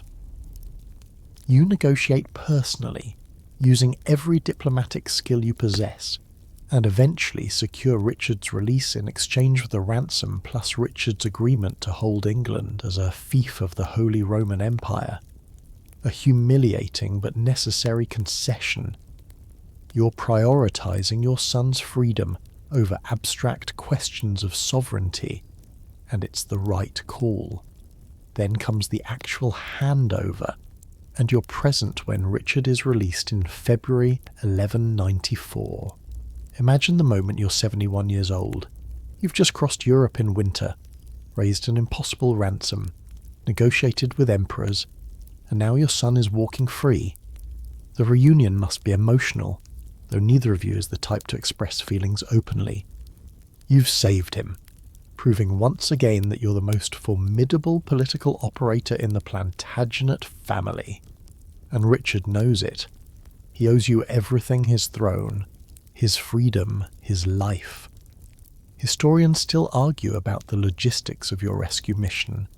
Some question whether you personally travelled to Germany or sent representatives, but most contemporary sources place you there, and the journey is consistent with your demonstrated energy and determination. Either way, whether you travelled yourself or organised everything from England, the achievement stands. You mobilised resources, raised an impossible sum, and secured Richard's freedom when no one else could have done it. You return to England with Richard, and you're more powerful now than you've been since before your imprisonment. Richard trusts you completely, the barons respect your competence, and your reputation has been enhanced by your successful rescue mission. You're the wise Queen Mother, the indomitable matriarch who crossed Europe to save her son, and people tell your story with admiration bordering on awe. You've transformed from imprisoned rebel to national heroine in just 5 years. But you're also exhausted. The journey to Germany took a physical toll, and even you can't entirely ignore the limitations of age. You continue to govern when necessary, but you're starting to delegate more, to step back from the constant travelling and administrative work that defined your earlier years. You're not retiring, you'll remain politically active until your final days, but you're choosing your interventions more carefully, husbanding your energy for moments when you're truly needed. You're in your 70s now, an age that defies medieval life expectancy, and you're still making kings. Richard rules for 5 more years after you rescue him from German captivity.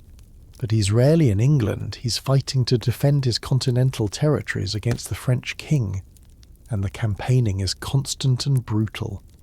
You remain his most trusted advisor, the political anchor that keeps the empire stable while he fights. But in 1199, Richard dies from an infected wound sustained during a siege of a minor castle over a trivial dispute. He's 41 years old, you've already buried half your children, and now your favourite son is gone. The succession should pass to Arthur of Brittany, Geoffrey's son, who has the better hereditary claim as the son of Richard's older brother. But Arthur is only 12 years old, he's controlled by French interests, and his claim threatens to break up the empire by placing a French puppet on the English throne. You make a choice, you support John, your youngest surviving son. Despite knowing his weaknesses, John is weak-willed, paranoid, cruel when frightened, and generally unfit for kingship. But he's adult, he's present, and most importantly, you can control him in ways you couldn't control a French-backed child. You're not just supporting John, you're actively making him king through sheer force of will and political manoeuvring. You're 77 years old, and you launch yourself into a campaign to secure support for John's succession. You travel through Aquitaine, your duchy, receiving oaths of loyalty from vassals who respect you even if they're sceptical of John. You use every relationship you've built over 6 decades of political life, calling in favours, making promises, threatening consequences for those who hesitate. Without you, John's claim would be contested violently. With you, it becomes fait accompli. Here's where your political genius really shows you understand that Aquitaine is the key to the entire succession. The duchy is legally yours, you're still Duchess of Aquitaine, and you'll remain Duchess until you die. Richard held it as your heir, but now Richard is dead, and you must designate a new heir. You choose John, but you also make clear that Aquitaine passes through you, that southern loyalties are to you personally, and that John's authority in the south depends on your continued support. It's a brilliant power play that gives you leverage over your youngest son and ensures your voice will be heard in his reign. You also broker a peace with the French king, Philip Augustus, who's been systematically trying to dismember the Plantagenet Empire. The treaty you negotiate recognises John as Richard's legitimate successor while making painful territorial concessions. It's not a peace you would have accepted at 40 or even 60, but at 77 you're pragmatic enough to accept half a loaf rather than risk losing everything. The empire is shrinking. Henry II's continental domains are being whittled away, but you're ensuring it survives in diminished form rather than collapsing entirely. The Aquitanian lords are restive, and some support Arthur of Brittany's claim instead of John's. In 1200, at age 78, you're still travelling through your duchy, holding court, dispensing justice, and personally receiving homage from vassals. Medieval chroniclers express amazement at your energy and vitality. You should be dead or at least sedentary, yet you're conducting the kind of itinerant kingship that exhausts people half your age. It's as if you're trying to cram multiple lifetimes of political activity into whatever time remains to you. Here's a quirky detail that reveals both your continuing influence and medieval attitudes toward powerful old women. Some chroniclers start describing you in almost supernatural terms. They don't know how else to explain your longevity and continued political power, so they suggest you're uncanny, possibly even using dark arts to maintain your strength. It's misogyny wrapped in wonder. They can't simply admit you're exceptionally healthy and competent, so they make you into something magical and vaguely threatening. You probably find this amusing in a grim sort of way. But then, in 1200, disaster strikes again. You're travelling through Aquitaine when word reaches you that Arthur of Brittany, backed by French forces, is besieging the castle of Mirabeau where you're staying. You're 80 years old, and you're under siege. This should be the end. Elderly queens don't survive military sieges, especially when the attacking forces have explicit orders to capture you. Arthur and Philip Augustus know that you're the key to John's authority in Aquitaine. If they capture you, They can force concessions or simply hold you until you die, at which point Aquitaine's loyalty to John evaporates. You send desperate messages to John, who's about 80 miles away. You're besieged, you're vulnerable, and you need rescue immediately. And here's where John, for once in his life, acts decisively and brilliantly. He force marches his army overnight, covering 80 miles in less than 24 hours, and arrives at Mirabeau just as the siege is tightening. He attacks at dawn, catches Arthur's forces completely by surprise, and crushes them. Arthur himself is captured, along with most of his supporters. It's John's finest military moment, and it happens because he is rescuing his mother. You're saved. Again. This time by your least capable son executing a genuinely impressive military feat. The relief must be overwhelming. You gambled on John's succession, and he's just proven that he can act effectively when sufficiently motivated. Arthur is imprisoned, and the threat to John's rule is neutralized. You've survived another crisis through a combination of your own political skill and timely military intervention, and you're still standing at 80 years old. But Arthur's capture creates a new problem. What to do with him? He's a rival claimant, genuinely dangerous as long as he lives. But he's also a teenager, your grandson, and killing him would be politically catastrophic. Historians still argue about what happened next. Arthur disappears from the historical record in 1203, almost certainly murdered on John's orders, though the exact circumstances remain murky. Some sources suggest John killed Arthur personally in a drunken rage. Others suggest more discreet assassination. You're not directly implicated, but you must have known, and your silence is complicity. This is the dark side of your political pragmatism. You've made ruthless choices throughout your life, but having your grandson murdered to secure your least competent son's throne is particularly grim. Medieval politics often required such choices. Rival claimants were threats that couldn't be tolerated, but that doesn't make the reality less brutal. You chose John over Arthur, and that choice led directly to a teenager's death. You carry that weight in whatever years remain to you. The Plantagenet Empire is collapsing despite your efforts.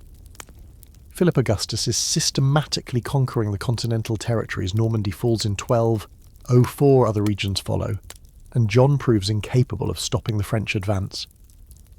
You're watching the empire you and Henry built disintegrate, and there's nothing you can do. You're too old. John is too incompetent, and the French are too organised and determined. Aquitaine remains mostly loyal to you personally, but even that loyalty frays as John's failures mount. You retreat finally to Fontevraud Abbey in 1202, not quite retiring but definitely withdrawing from active political life. You're 82 years old. You've survived 2 marriages, borne at least 10 children, governed kingdoms, been imprisoned for 16 years, and orchestrated the succession of 3 kings. You've accomplished more than most medieval men, and far more than any medieval woman had the right to expect. Your body is finally failing in ways that even your iron can't overcome, and you're accepting, perhaps for the first time in your life. That mortality applies even to you.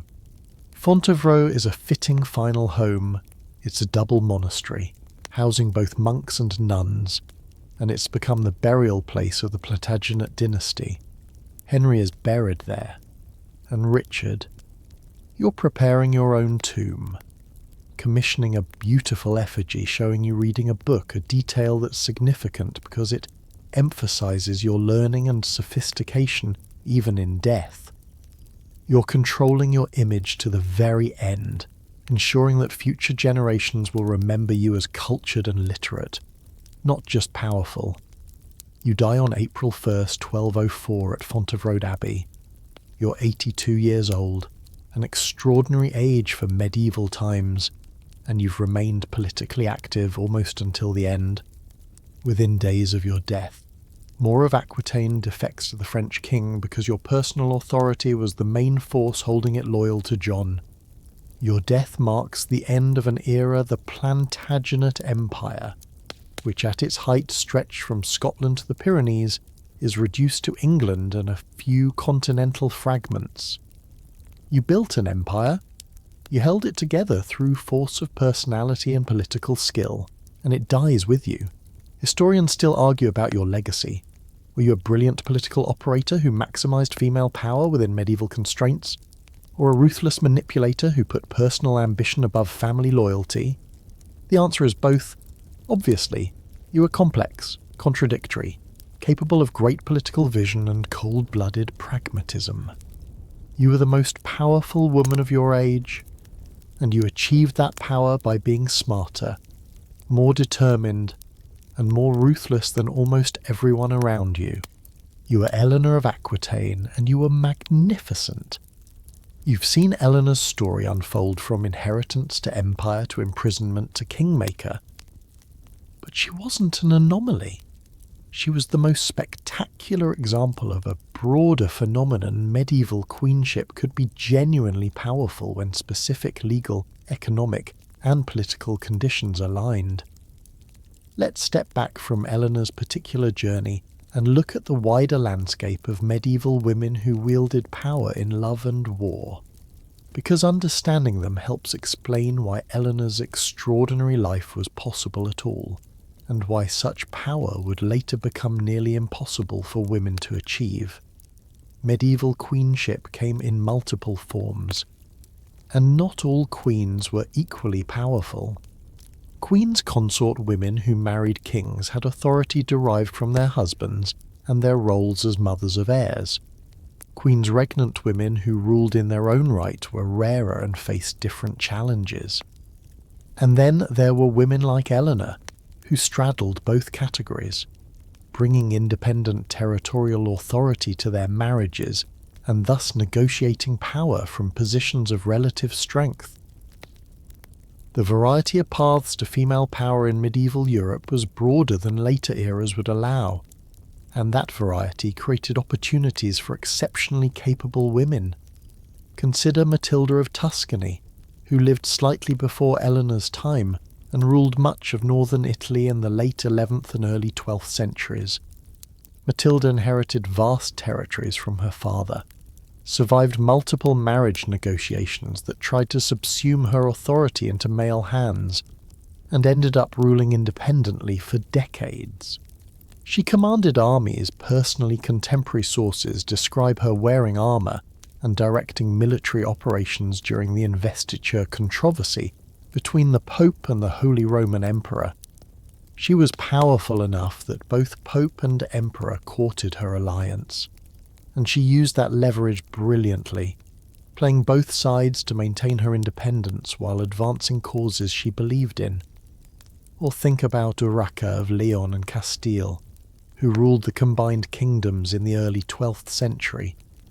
She inherited from her father, King Alfonso VI, who had no surviving male heirs and chose to pass his kingdoms to his daughter, rather than see them fragment. Urraca's reign was turbulent. She fought civil wars against her own husband, who tried to assert authority over her kingdoms, and she eventually separated from him while maintaining control of her territories. She ruled for 17 years, made and broke alliances, commanded military forces, and passed her kingdoms intact to her son. She's less famous than Eleanor, but she demonstrates that female rule, while controversial and contested, was possible when backed by legitimate inheritance and military support. Melisande of Jerusalem provides another fascinating parallel to Eleanor. She was Queen of Jerusalem in the mid-12th century, ruling jointly with her husband Fulk until his death and then as regent for her son. But Melisande didn't accept the subordinate role regencies usually implied. She governed actively, issued charters in her own name, made military and diplomatic decisions, and when her son came of age and tried to push her aside, she fought a brief civil war to maintain her authority. She lost that war eventually, but the fact that she could fight it at all that she commanded enough loyalty to make armed resistance viable, tells us something important about the spaces medieval political culture created for female power. Here's what these women had in common: they inherited or controlled significant territories or wealth in their own right. This is the crucial variable that determined whether medieval women could exercise real political power. A queen consort married to a king but bringing no independent resources to the marriage could be influential through personal relationship with her husband, but her power was entirely derivative and disappeared if the king died or turned against her. A woman who owned lands, commanded vassals, and controlled revenues had structural power that couldn't be entirely eliminated even by hostile husbands or rivals. The legal frameworks that made this possible were feudal inheritance customs that, in many regions, allowed daughters to inherit in the absence of sons. This wasn't universal. Some regions practiced strict male primogeniture, where daughters were entirely excluded from inheritance. But in many parts of medieval Europe, especially in the south and west, daughters could inherit fiefs, duchies, even kingdoms. Once women held these properties, feudal law protected their rights to a degree that later legal systems wouldn't. A duchess who owned a duchy couldn't simply have her property confiscated without violating feudal contracts that bound the entire social order together. But here's the complication: married women's property rights were ambiguous. When a woman married, her husband typically gained control over her lands for the duration of the marriage. He managed them, collected revenues, commanded her vassals, but he didn't own them outright. They remained legally hers, and if she outlived him, she regained full control. If the marriage ended in annulment or widowhood, her lands reverted to her authority. This created a legal ambiguity that women like Eleanor could exploit. They were simultaneously subordinate to husbands and independent territorial lords, and which status took precedence depended on circumstances and negotiation. Widowhood was actually the most powerful position for medieval noblewomen because it resolved the ambiguity in their favour. Widows controlled their dower lands, property set aside for their support, plus often regained control of any territories they brought to the marriage. Widows could govern as regents for minor sons, exercise authority without male oversight, and make their own decisions about remarriage. This is why so many powerful medieval women are widows: Blanche of Castile governing France, Margaret of Anjou fighting in England's Wars of the Roses, Isabella of France deposing her husband Edward II. Widowhood freed them from the legal constraints of marriage while allowing them to retain or claim political authority. Here's a quirky detail about medieval attitudes toward powerful women chroniclers. Almost all male and mostly monks were deeply ambivalent about female authority. They would praise specific women for specific actions: Eleanor's competent governance, Matilda of Tuscany's support for the church, but they struggled to reconcile this praise with the broader beliefs about female inferiority and the proper subordination of women to men. So chronicles are full of contradictions. The same writer who describes a queen's wise counsel will later suggest she's manipulative or sexually improper, as if he needs to undermine her accomplishments to restore proper gender hierarchy in his narrative. Religious women sometimes exercised extraordinary power through different mechanisms. Abbesses who governed wealthy monasteries controlled significant resources and had authority over the nuns and dependent communities under their jurisdiction. Hildegard of Bingen, a 12th century abbess, was a visionary, writer, composer, and advisor to popes and emperors. She commanded respect through religious authority and intellectual accomplishment, and while her power was different from Eleanor's political authority, it was real and significant. The church created spaces for female authority that secular society tried to limit. Historians still argue about whether we should celebrate these examples of powerful medieval women or acknowledge that they were exceptional cases that don't change the broader reality of female subordination. Both perspectives have merit. Yes, medieval society was patriarchal, systematically disadvantaging women through law, custom, and theology.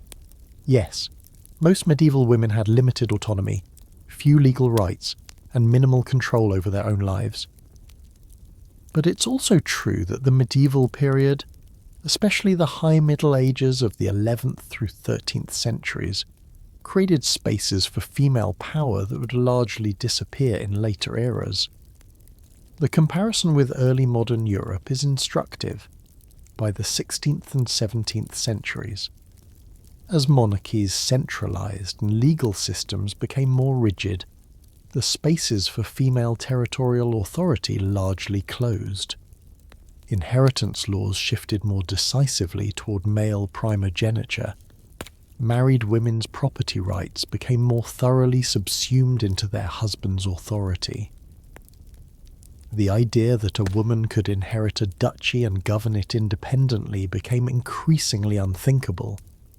There are still powerful queens in early modern Europe, Elizabeth I of England being the obvious example, but they're powerful as monarchs in centralised kingdoms, not as territorial lords in feudal networks.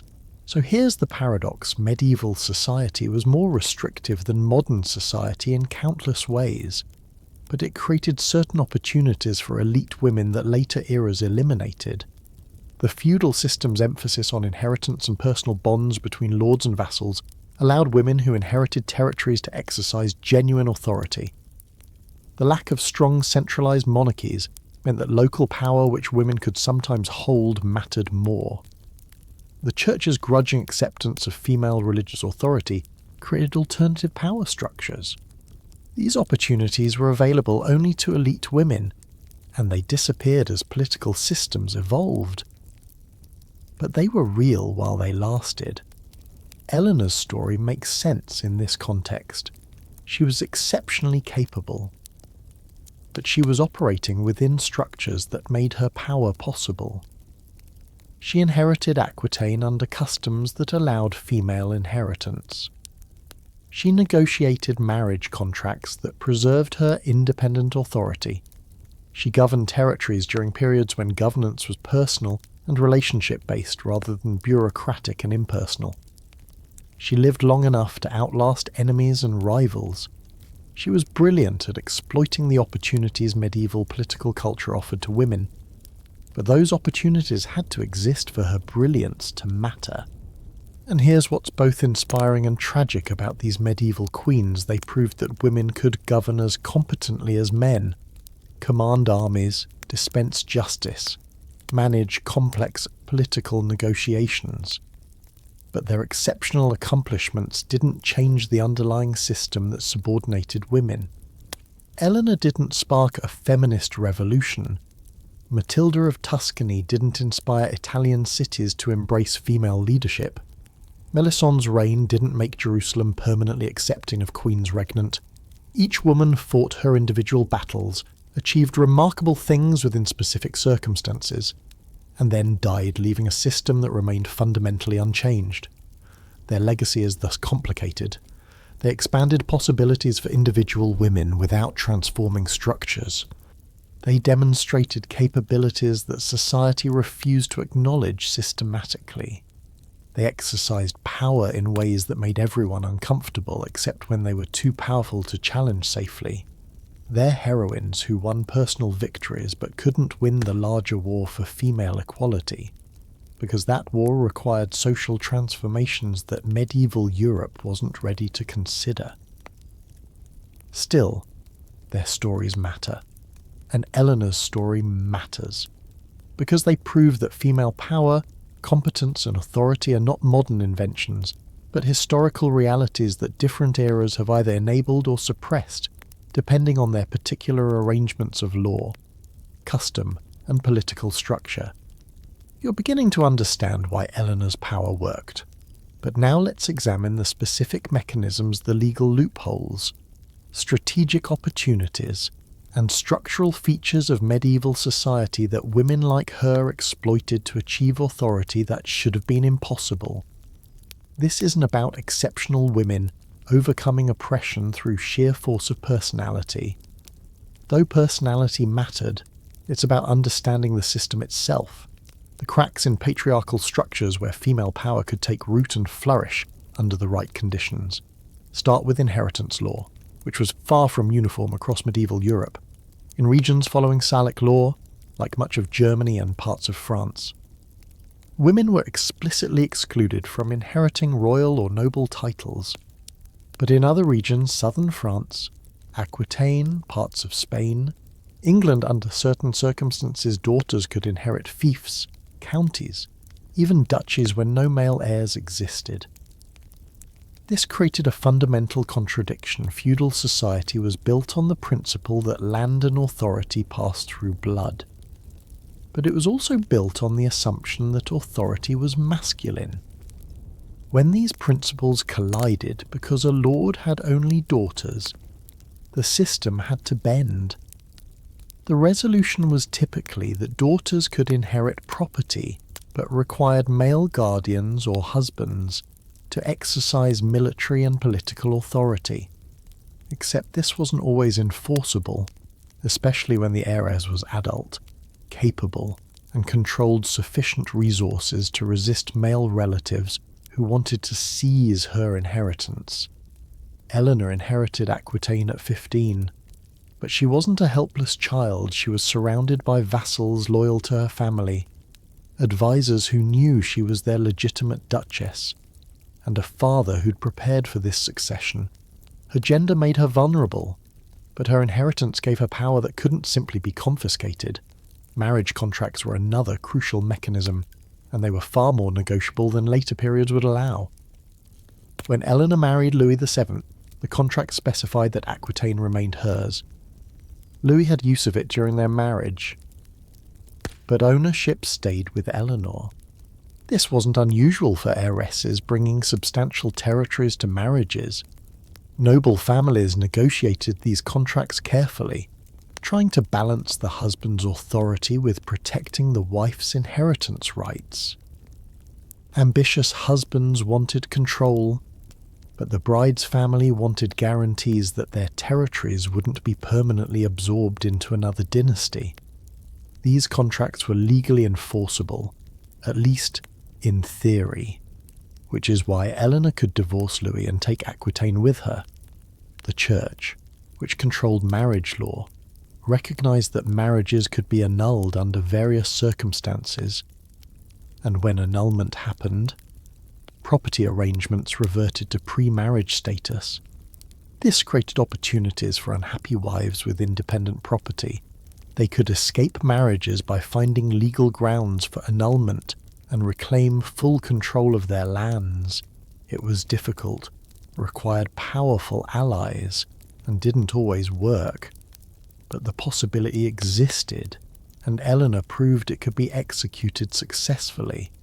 Feudal bonds themselves created another space for female power.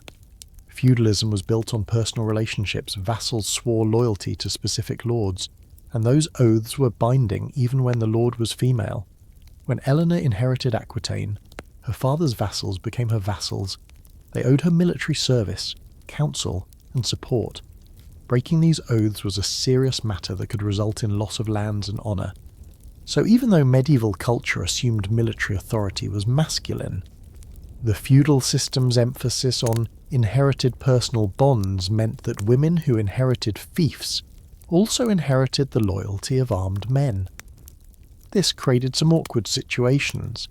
Male vassals supposedly owed military service to female lords, which meant women were technically commanding knights and soldiers.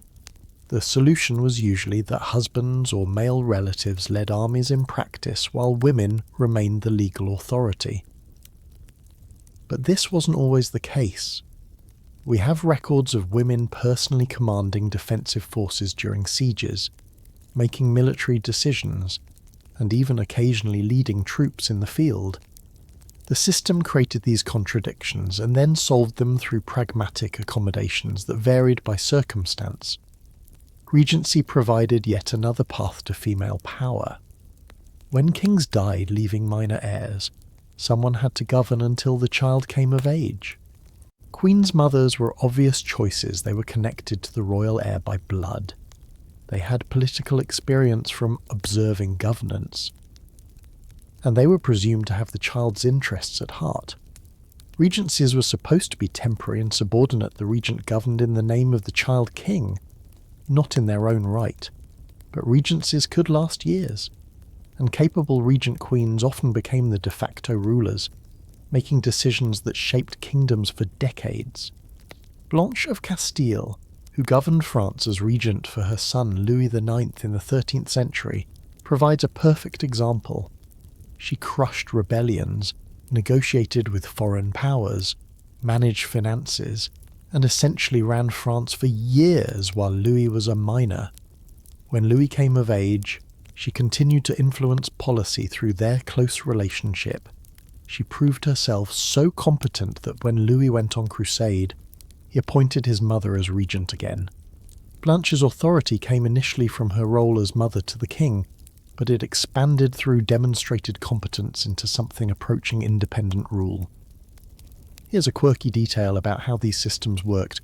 In practice, queens and noblewomen often governed during their husbands' absences. Medieval kings and lords were constantly travelling, campaigning in wars, visiting different parts of their domains, attending to business elsewhere. Someone had to govern the home territory while they were gone, and wives were the logical choice. They were trusted family members with legitimate connection to authority. They understood the political landscape, and they were there. So governance by women wasn't just emergency regencies, it was routine administrative practice in countless noble households across medieval Europe. This routine governance meant that elite medieval women received political education that would be denied to their early modern successors. Noble girls watched their mothers govern, learned about estate management and feudal relationships, sometimes even received education in law and administration. They were being prepared for the reality that they would likely need to govern territories during their husbands' absences. This created a class of politically competent noblewomen who could step into authority when circumstances required. The Church's role was deeply ambiguous. On one hand, Church doctrine emphasized female subordination to male authority, based on interpretations of Scripture and theological arguments about women's inferior rational capacity. Monks and priests wrote endless treatises explaining why women shouldn't have authority and were dangerous when they did. But on the other hand, the Church recognized queens and noblewomen's authority when it was practically unavoidable, blessed their rule, and even sometimes supported powerful women against male rivals when Church interests aligned with female rulers. Moreover, the Church created its own space for female authority through abbesses. Wealthy monasteries were essentially feudal lordships, and their abbesses exercised authority over dependents, managed substantial properties, and participated in regional politics. Some abbesses had seats at royal councils, their opinions sought on important matters. This was religious authority rather than secular political power. But in medieval society, where religious and secular authority overlapped constantly, the distinction was often blurry. Abbesses proved that women could exercise authority competently. Even if that proof didn't extend to secular political contexts, financial control was crucial and often overlooked. Women who controlled wealth through inheritance, dower rights, or commercial activities had power that transcended formal legal authority.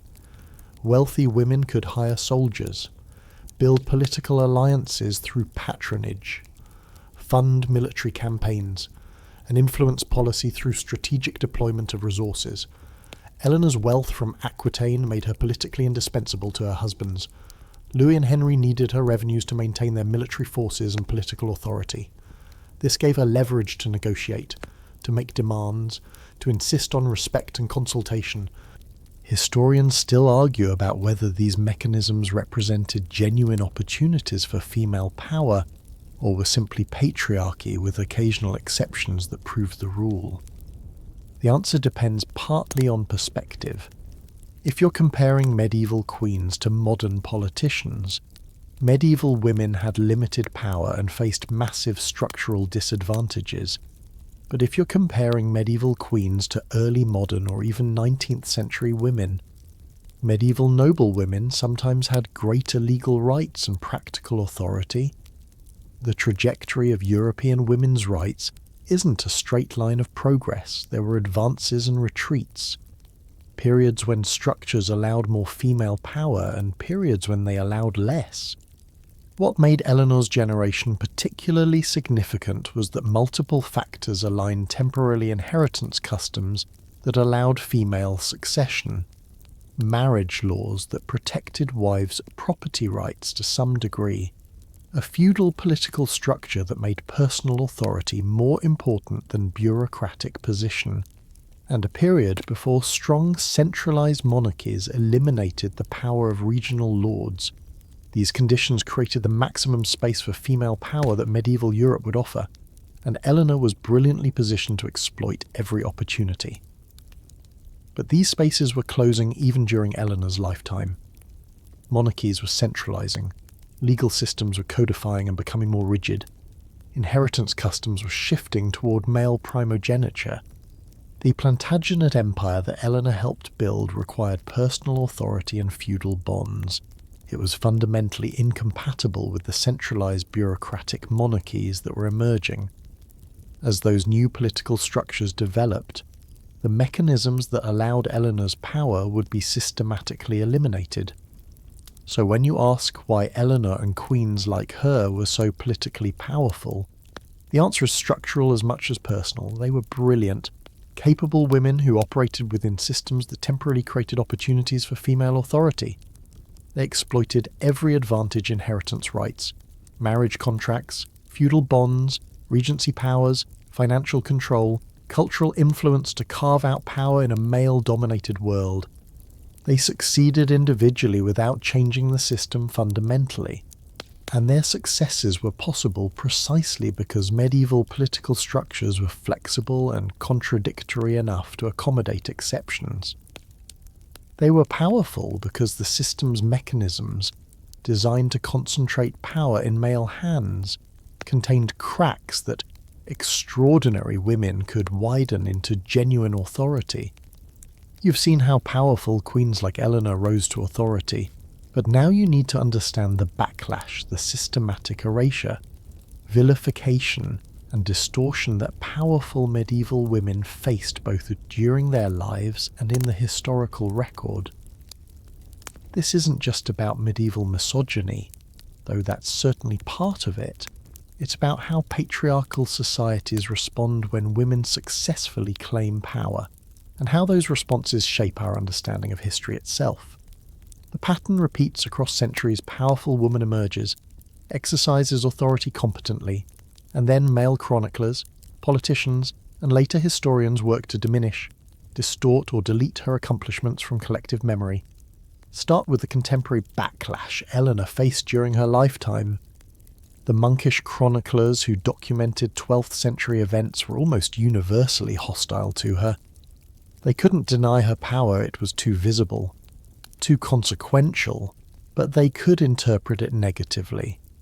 So Eleanor becomes in their accounts manipulative rather than strategic, sexually improper rather than politically engaged, a dangerous influence on men rather than a competent ruler. The subtext is always that female power is inherently illegitimate and dangerous, that women who exercise authority are violating natural and divine law. William of Newburgh, writing shortly after Eleanor's death, describes her as a woman of great spirit, but suggests this spirit was inappropriately deployed in political manoeuvring. Gerald of Wales, who should know better since he was educated and sophisticated, portrays Eleanor's influence over Henry II as fundamentally corrupting, suggesting that her counsel led him away from proper masculine decision-making toward emotional, irrational choices. These characterizations aren't based on actual policy failures. Henry's reign was largely successful, But on the premise that female influence on male rulers is inherently problematic, the sexual rumours are particularly insidious and follow a familiar pattern. When Eleanor disagreed with Louis during the Second Crusade, chroniclers suggested she was having an affair with her uncle Raymond. There's no evidence for this beyond the fact that she supported Raymond's military strategy and spent time in council with him. But medieval chroniclers couldn't imagine a woman engaging in strategic political discussion without sexual impropriety, so political disagreement became a scandalous affair in their narratives. This pattern repeats throughout Eleanor's life, every political alliance, every council session with male advisors. Every friendship gets reinterpreted through a sexualized lens that delegitimizes her political activity. Here's a quirky detail that reveals the chronicler's methods. Some sources claim Eleanor brought hundreds of women dressed as Amazons on the Second Crusade, creating a scandalous spectacle that distracted from the Crusade's religious purpose. This is almost certainly complete fabrication. There's no contemporary evidence. And the logistics would have been impossible. But the story serves a purpose. It portrays Eleanor as frivolous, attention-seeking and inappropriately masculine, all of which undermine her political credibility. The fact that the story is believed and repeated for centuries shows how effectively these smear campaigns worked. The backlash intensified when Eleanor rebelled against Henry. Medieval society could sometimes tolerate powerful queens who worked within the system, supporting their husbands and advancing family interests. But Eleanor's open rebellion violated fundamental assumptions about wifely obedience and female subordination. The chronicler's condemnation is fierce and revealing. She's portrayed not just as a bad wife, but as an unnatural woman. Someone who violated divine and natural law by raising arms against her husband. The political motivations for her rebellion, Henry's humiliation of her, his refusal to share power with their adult sons are minimized or ignored. Bernard of Clairvaux had already established the template for clerical criticism of Eleanor decades earlier. He saw powerful, cultured, opinionated women as inherently dangerous to Christian society. His writings about Eleanor and women like her drip with contempt masked as spiritual concern. He suggests that female beauty and intelligence are traps that lead men away from proper devotion to God. This framework, where female power is satanic temptation rather than legitimate authority, becomes standard in clerical writings about powerful women. The pattern extends beyond Eleanor to powerful queens throughout medieval Europe. Matilda of Tuscany, despite being a loyal supporter of the Pope and defender of church interests, was still portrayed by some chroniclers as inappropriately masculine and possibly unchaste. Ulrica of Leon and Castile was accused of having numerous affairs, despite no real evidence, because chroniclers couldn't conceive of a woman ruling without sexual scandal being involved. Melisande of Jerusalem faced similar insinuations. The message was consistent: women in power are sexually improper, and their sexual impropriety delegitimizes their authority.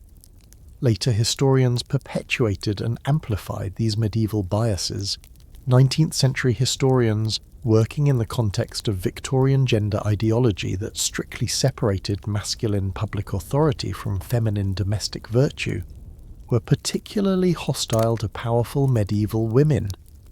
They read the medieval chronicles uncritically, accepting the sexual rumours and negative characterizations as factual. Eleanor became in Victorian historiography a scheming adulteress, whose political activity was explained primarily through her supposed romantic entanglements rather than her documented territorial authority and administrative competence. The romantic legends that grew up around Eleanor are another form of erasure disguised as celebration. The stories about courts of love, elaborate judgments on romantic questions, Eleanor as the ultimate romantic heroine, these are largely later inventions that turn a political figure into a cultural symbol. They're not entirely false. Eleanor did patronize troubadours and foster courtly culture. but the legends emphasize romance, culture, and refined femininity while downplaying the harder-edged political and military authority Eleanor actually exercised. It's easier to celebrate Eleanor the cultural patron than Eleanor the strategic political operator who committed treason and helped orchestrate a grandson's murder. Here's a mainstream historical fact that illustrates the erasure many of Eleanor's official acts as Duchess and Queen were recorded in charters that survive in archives across Europe. These documents show her governing, dispensing justice, making grants, and exercising authority. Yet, for centuries, historians largely ignored this documentary evidence in favour of the more colourful but less reliable chronicle accounts that emphasise scandal and impropriety.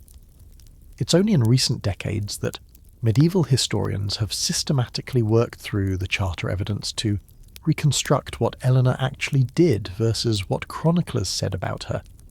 Historians still argue about how to interpret Eleanor's life and the lives of powerful medieval women generally. Some feminist historians celebrate them as proto-feminists, who challenged patriarchal structures and expanded possibilities for women. Others argue that celebrating elite women's power obscures the reality that most medieval women had no power at all, and that individual exceptions don't represent meaningful challenges to patriarchal systems. Both perspectives have merit, and the tension between them reflects broader debates about how to write women's history. The Backlash pattern reveals something important about how patriarchal power maintains itself. It's not enough to limit women's access to authority through law and custom. Societies must also delegitimize the authority that women do manage to claim. This happens through several mechanisms: sexual scandal that questions women's moral character and thus their fitness for authority, accusations of manipulation suggesting that female power is illegitimate because it operates through deception rather than legitimate authority, and emphasis on women's emotional nature, implying that they're incapable of rational political decision-making. These mechanisms serve a crucial function. They allow patriarchal societies to accommodate occasional powerful women without admitting that women are generally capable of exercising authority. Eleanor isn't evidence that women can govern. She's an exception whose power is explained through her unusual personality, her masculine characteristics, or her improper behaviour. The system remains unchallenged because her success is framed as anomalous rather than demonstrating women's general competence. The chroniclers also engaged in what we might call selective amnesia. When Eleanor governed England during Richard's captivity, she demonstrated administrative competence that should have been celebrated. But chroniclers minimise her role, suggesting she was simply executing decisions made by male counsellors, or that her success was despite her gender rather than showcasing female capability. When she successfully raised Richard's ransom and negotiated his release, some accounts downplay her personal role or attribute the success to male administrators working under her nominal authority. Later periods systematically closed the spaces that allowed Eleanor's power. As mentioned earlier, inheritance law shifted more decisively toward male primogeniture. Married women's property rights became more thoroughly subsumed into their husband's authority. Regency powers were more carefully circumscribed and supervised. The mechanisms that Eleanor exploited to build and maintain power were eliminated or reduced, and this elimination was justified partly by reference to women like Eleanor herself. Their stories were told as cautionary tales: see what happens when women gain too much authority, rebellion, family discord, political instability. The lesson wasn't that Eleanor was capable, it was that female power was dangerous and needed to be more effectively constrained. The church played a complex role in this backlash. While individual churchmen sometimes supported powerful queens when it served church interests, the institutional church's theology and canon law were deeply patriarchal. the writings of church fathers, medieval theologians, and even relatively enlightened figures like Thomas Aquinas all emphasized female subordination as divinely ordained. This provided intellectual justification for limiting female power and critiquing women who exercised authority. Yet here's the paradox. The same sources that vilify Eleanor also preserve evidence of her power. The chroniclers who describe her negatively must acknowledge that she governed, commanded, and shaped events. They can't erase her completely without leaving gaps in their narratives that would be obvious and problematic. So the historical record becomes this strange document of simultaneous preservation and distortion. Eleanor's actions are recorded, but interpreted through frameworks designed to delegitimize them. Modern historians face the challenge of reading through these biases to recover what actually happened. This requires critical analysis of sources, recognition of chroniclers' agendas, and attention to documentary evidence like charters that record actions rather than opinions. It also requires awareness of how our own biases shape historical interpretation. Are we looking for powerful women because we want medieval women to have been more empowered than traditional histories suggest? Or are we dismissing evidence of female power because we assume patriarchal societies couldn't have accommodated it? The backlash against Eleanor and women like her reveals that patriarchal power isn't just about formal legal restrictions. It's also about controlling narratives, shaping how people are remembered, ensuring that challenges to male authority are recorded as aberrations, scandals, or disasters rather than as evidence of women's capabilities. Eleanor's story survives, but it survives filtered through centuries of male chroniclers and historians who needed to explain her away rather than acknowledge what she represented: proof that women could wield political, military, and cultural authority as effectively as men when given the opportunity. You've journeyed through Eleanor's life from inheritance to empire to imprisonment and final triumph, and now you're ready to understand her lasting legacy. Eleanor died in 1204, but her influence ripples forward through centuries in ways both obvious and subtle. Her descendants will rule much of Europe for generations, carrying her blood and, in some cases, her political instincts. The cultural traditions she patronized will reshape European literature and thought. And the very fact of her existence, her documented power and competence, will serve as both inspiration and cautionary tale depending on who's telling the story. Start with the dynastic legacy, which is staggering in scope. Through her 8 children with Henry II, Eleanor becomes the ancestral mother of royal lines across Europe. Her son John, despite his failures as king, produces heirs who continue the Plantagenet dynasty in England. Her son Richard, though he dies without legitimate children, becomes a legendary figure whose reputation shapes medieval ideals of kingship for centuries. Her daughters marry into the royal families of Castile and Sicily, spreading Plantagenet blood and political connections across the Mediterranean world. But it's through her granddaughters and great-granddaughters that Eleanor's legacy becomes truly European-wide. Blanche of Castile, Eleanor's granddaughter through her daughter Eleanor of Castile, becomes Queen of France and one of the most powerful women of the 13th century. Blanche governs France as regent, crushes rebellions, and shapes French royal policy for decades. She's consciously modelling herself on her grandmother's example, understanding that Eleanor proved queens could govern effectively. The political competence passes down through generations, a kind of genetic memory of female capability that persists even as formal structures increasingly restrict women's authority.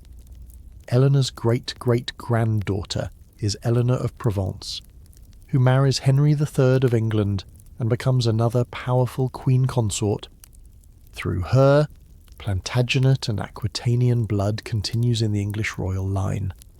The genealogical charts become dizzyingly complex, but trace them forward and you find Eleanor's descendants ruling England, France, Castile, Aragon, Portugal, Sicily, and eventually spreading into Eastern Europe and Scandinavia. By the late Middle Ages, virtually every European royal family has Eleanor somewhere in their family tree. She becomes, in a very literal genetic sense, the grandmother of European royalty. This dynastic legacy isn't just about bloodlines, it's about political culture and expectations. Eleanor demonstrated that queens could govern, could make decisions, could exercise authority in their own right when circumstances permitted. Her granddaughters and great-granddaughters remember this. Even as the political structures that enabled Eleanor's power are being dismantled, they push against restrictions. They claim authority when possible. They cite precedent, including Eleanor's example, to justify their involvement in governance. The memory of powerful ancestral queens becomes a political resource that later queens deploy to expand their own influence. The cultural legacy is equally profound. The courtly love tradition that Eleanor patronised at Poitiers spreads across Europe, fundamentally reshaping how literature portrays relationships between men and women. The troubadour poetry that flourished in her courts influences Italian poets like Dante and Petrarch, French romances, German minnesingers, and eventually the entire Western literary tradition's approach to romantic love. The idea that women should be respected, even worshipped, that male lovers should serve and prove themselves worthy, these concepts become embedded in European culture. And they originate partly from courts like Eleanor's, where powerful women patronised poets who elevated female authority.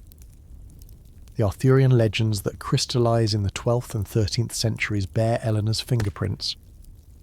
Her daughter Marie commissioned Chrétien de Troyes to write romances that establish many of the canonical Arthurian stories. These tales feature powerful queens like Guinevere, wise ladies who test knights and dispense judgment, and complex explorations of love, loyalty, and honour. The cultural work these stories do is subtle but significant. They create imaginative spaces where female authority is natural and respected, where women's judgments matter, where masculine power must be tempered by service to ladies. This is Eleanor's cultural legacy, the world of courtly sophistication she fostered becoming the template for how medieval and later European culture imagines romance and chivalry. Here's a quirky detail about Eleanor's posthumous reputation. She becomes a figure of legend and romance almost immediately after her death. Medieval writers create increasingly fantastical stories about her, some portraying her as a wise and noble queen, others as a scheming seductress. By the Renaissance, she's a stock character in plays and romances, her actual historical achievements buried under layers of fictional embellishment. This legendary status is both tribute and distortion. It keeps her memory alive, but often at the cost of understanding what she actually accomplished. The tomb effigy at Fontevraud Abbey is significant in how it portrays Eleanor. She's shown reading a book, not praying or in repose, but actively engaged with a text. This is Eleanor controlling her image even in death. She's not just a pious queen or a royal mother, but an intellectual, a woman of learning and culture. The effigy becomes an iconic image, reproduced in histories and biographies, and it shapes how later generations imagine her. It's a small act of self-fashioning that has enormous impact on how Eleanor is remembered. Eleanor's political legacy is more ambiguous because the structures that enabled her power were systematically dismantled after her death. The Plantagenet Empire she helped build collapses within decades of her death. Aquitaine is eventually absorbed into France. The legal mechanisms that protected women's inheritance rights are eroded. By the late medieval period, the spaces for female territorial authority that Eleanor exploited have largely closed. So in one sense, her political legacy is that she represents a path that was tried and then closed off, a possibility that European political development rejected in favour of more rigid patriarchal structures. But there's another way to read this legacy. Eleanor proved it was possible. Future generations might restrict female authority more effectively, but they can't erase the historical fact that women governed competently when given the chance. Eleanor's documented administrative success, her effective governance of England during Richard's captivity, her successful diplomacy in ransoming Richard, these accomplishments remain in the historical record, unavoidable evidence that women are capable of political and administrative work that society insists they cannot do. This creates a permanent tension in Western political thought between ideology that insists women are unfit for authority and historical evidence that says otherwise.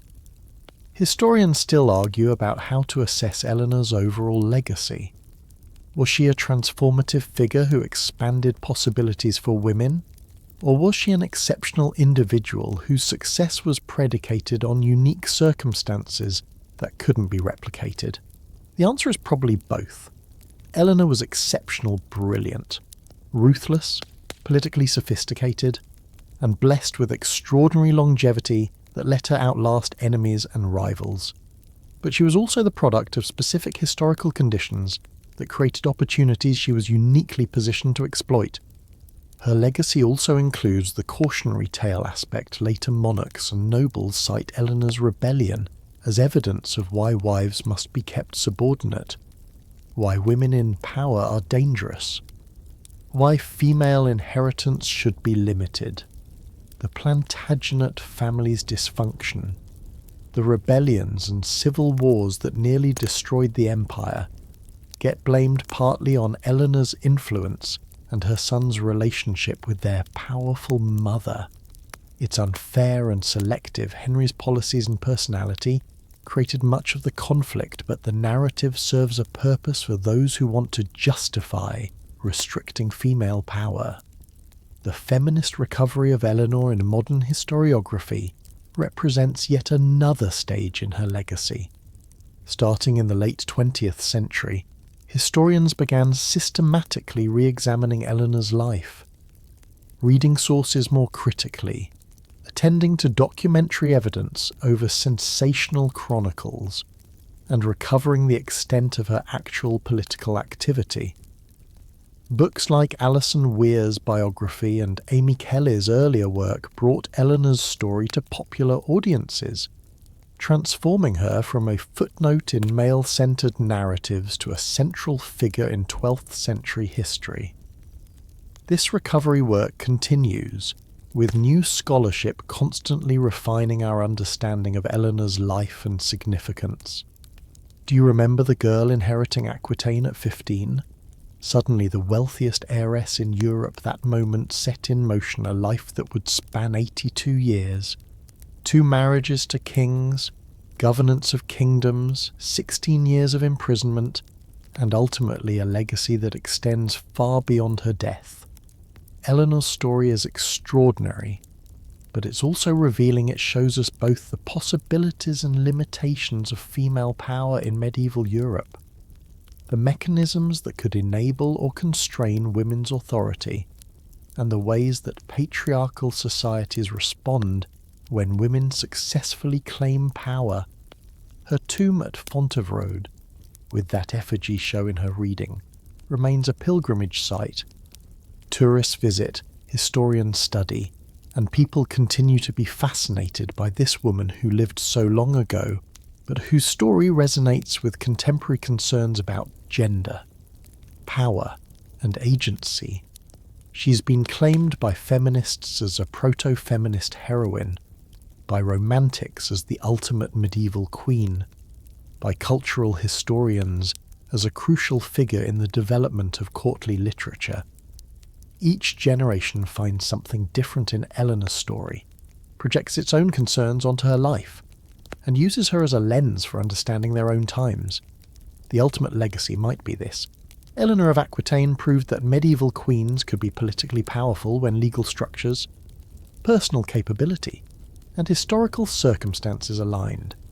She demonstrated that women could govern kingdoms, command respect, patronize culture, and shape history. She showed that female power was possible even in patriarchal societies if women were brilliant enough, ruthless enough, and lucky enough to exploit the opportunities their particular historical moment offered.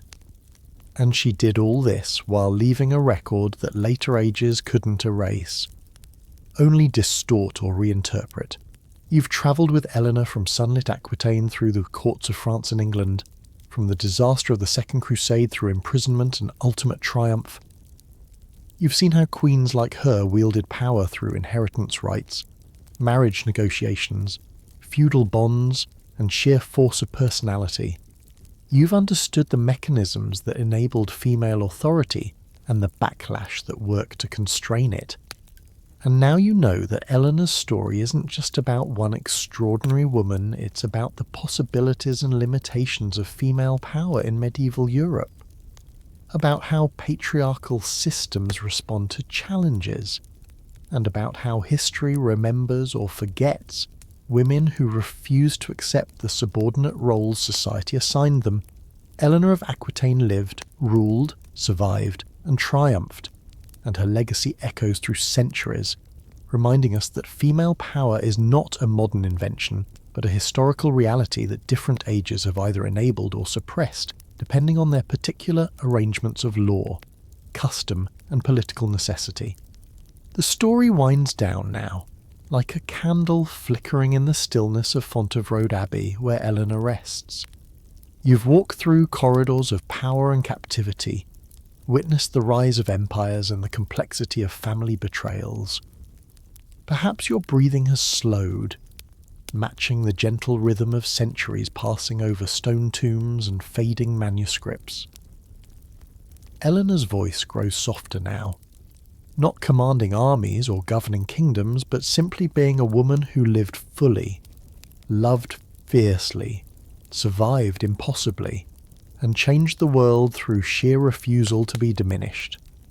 The troubadours have long since stopped singing, the courts have emptied, the castles crumbled into romantic ruins, but something of Eleanor persists in every woman who claims authority she shouldn't have, in every voice that insists on being heard, in every life that refuses the narrow roles society prescribes.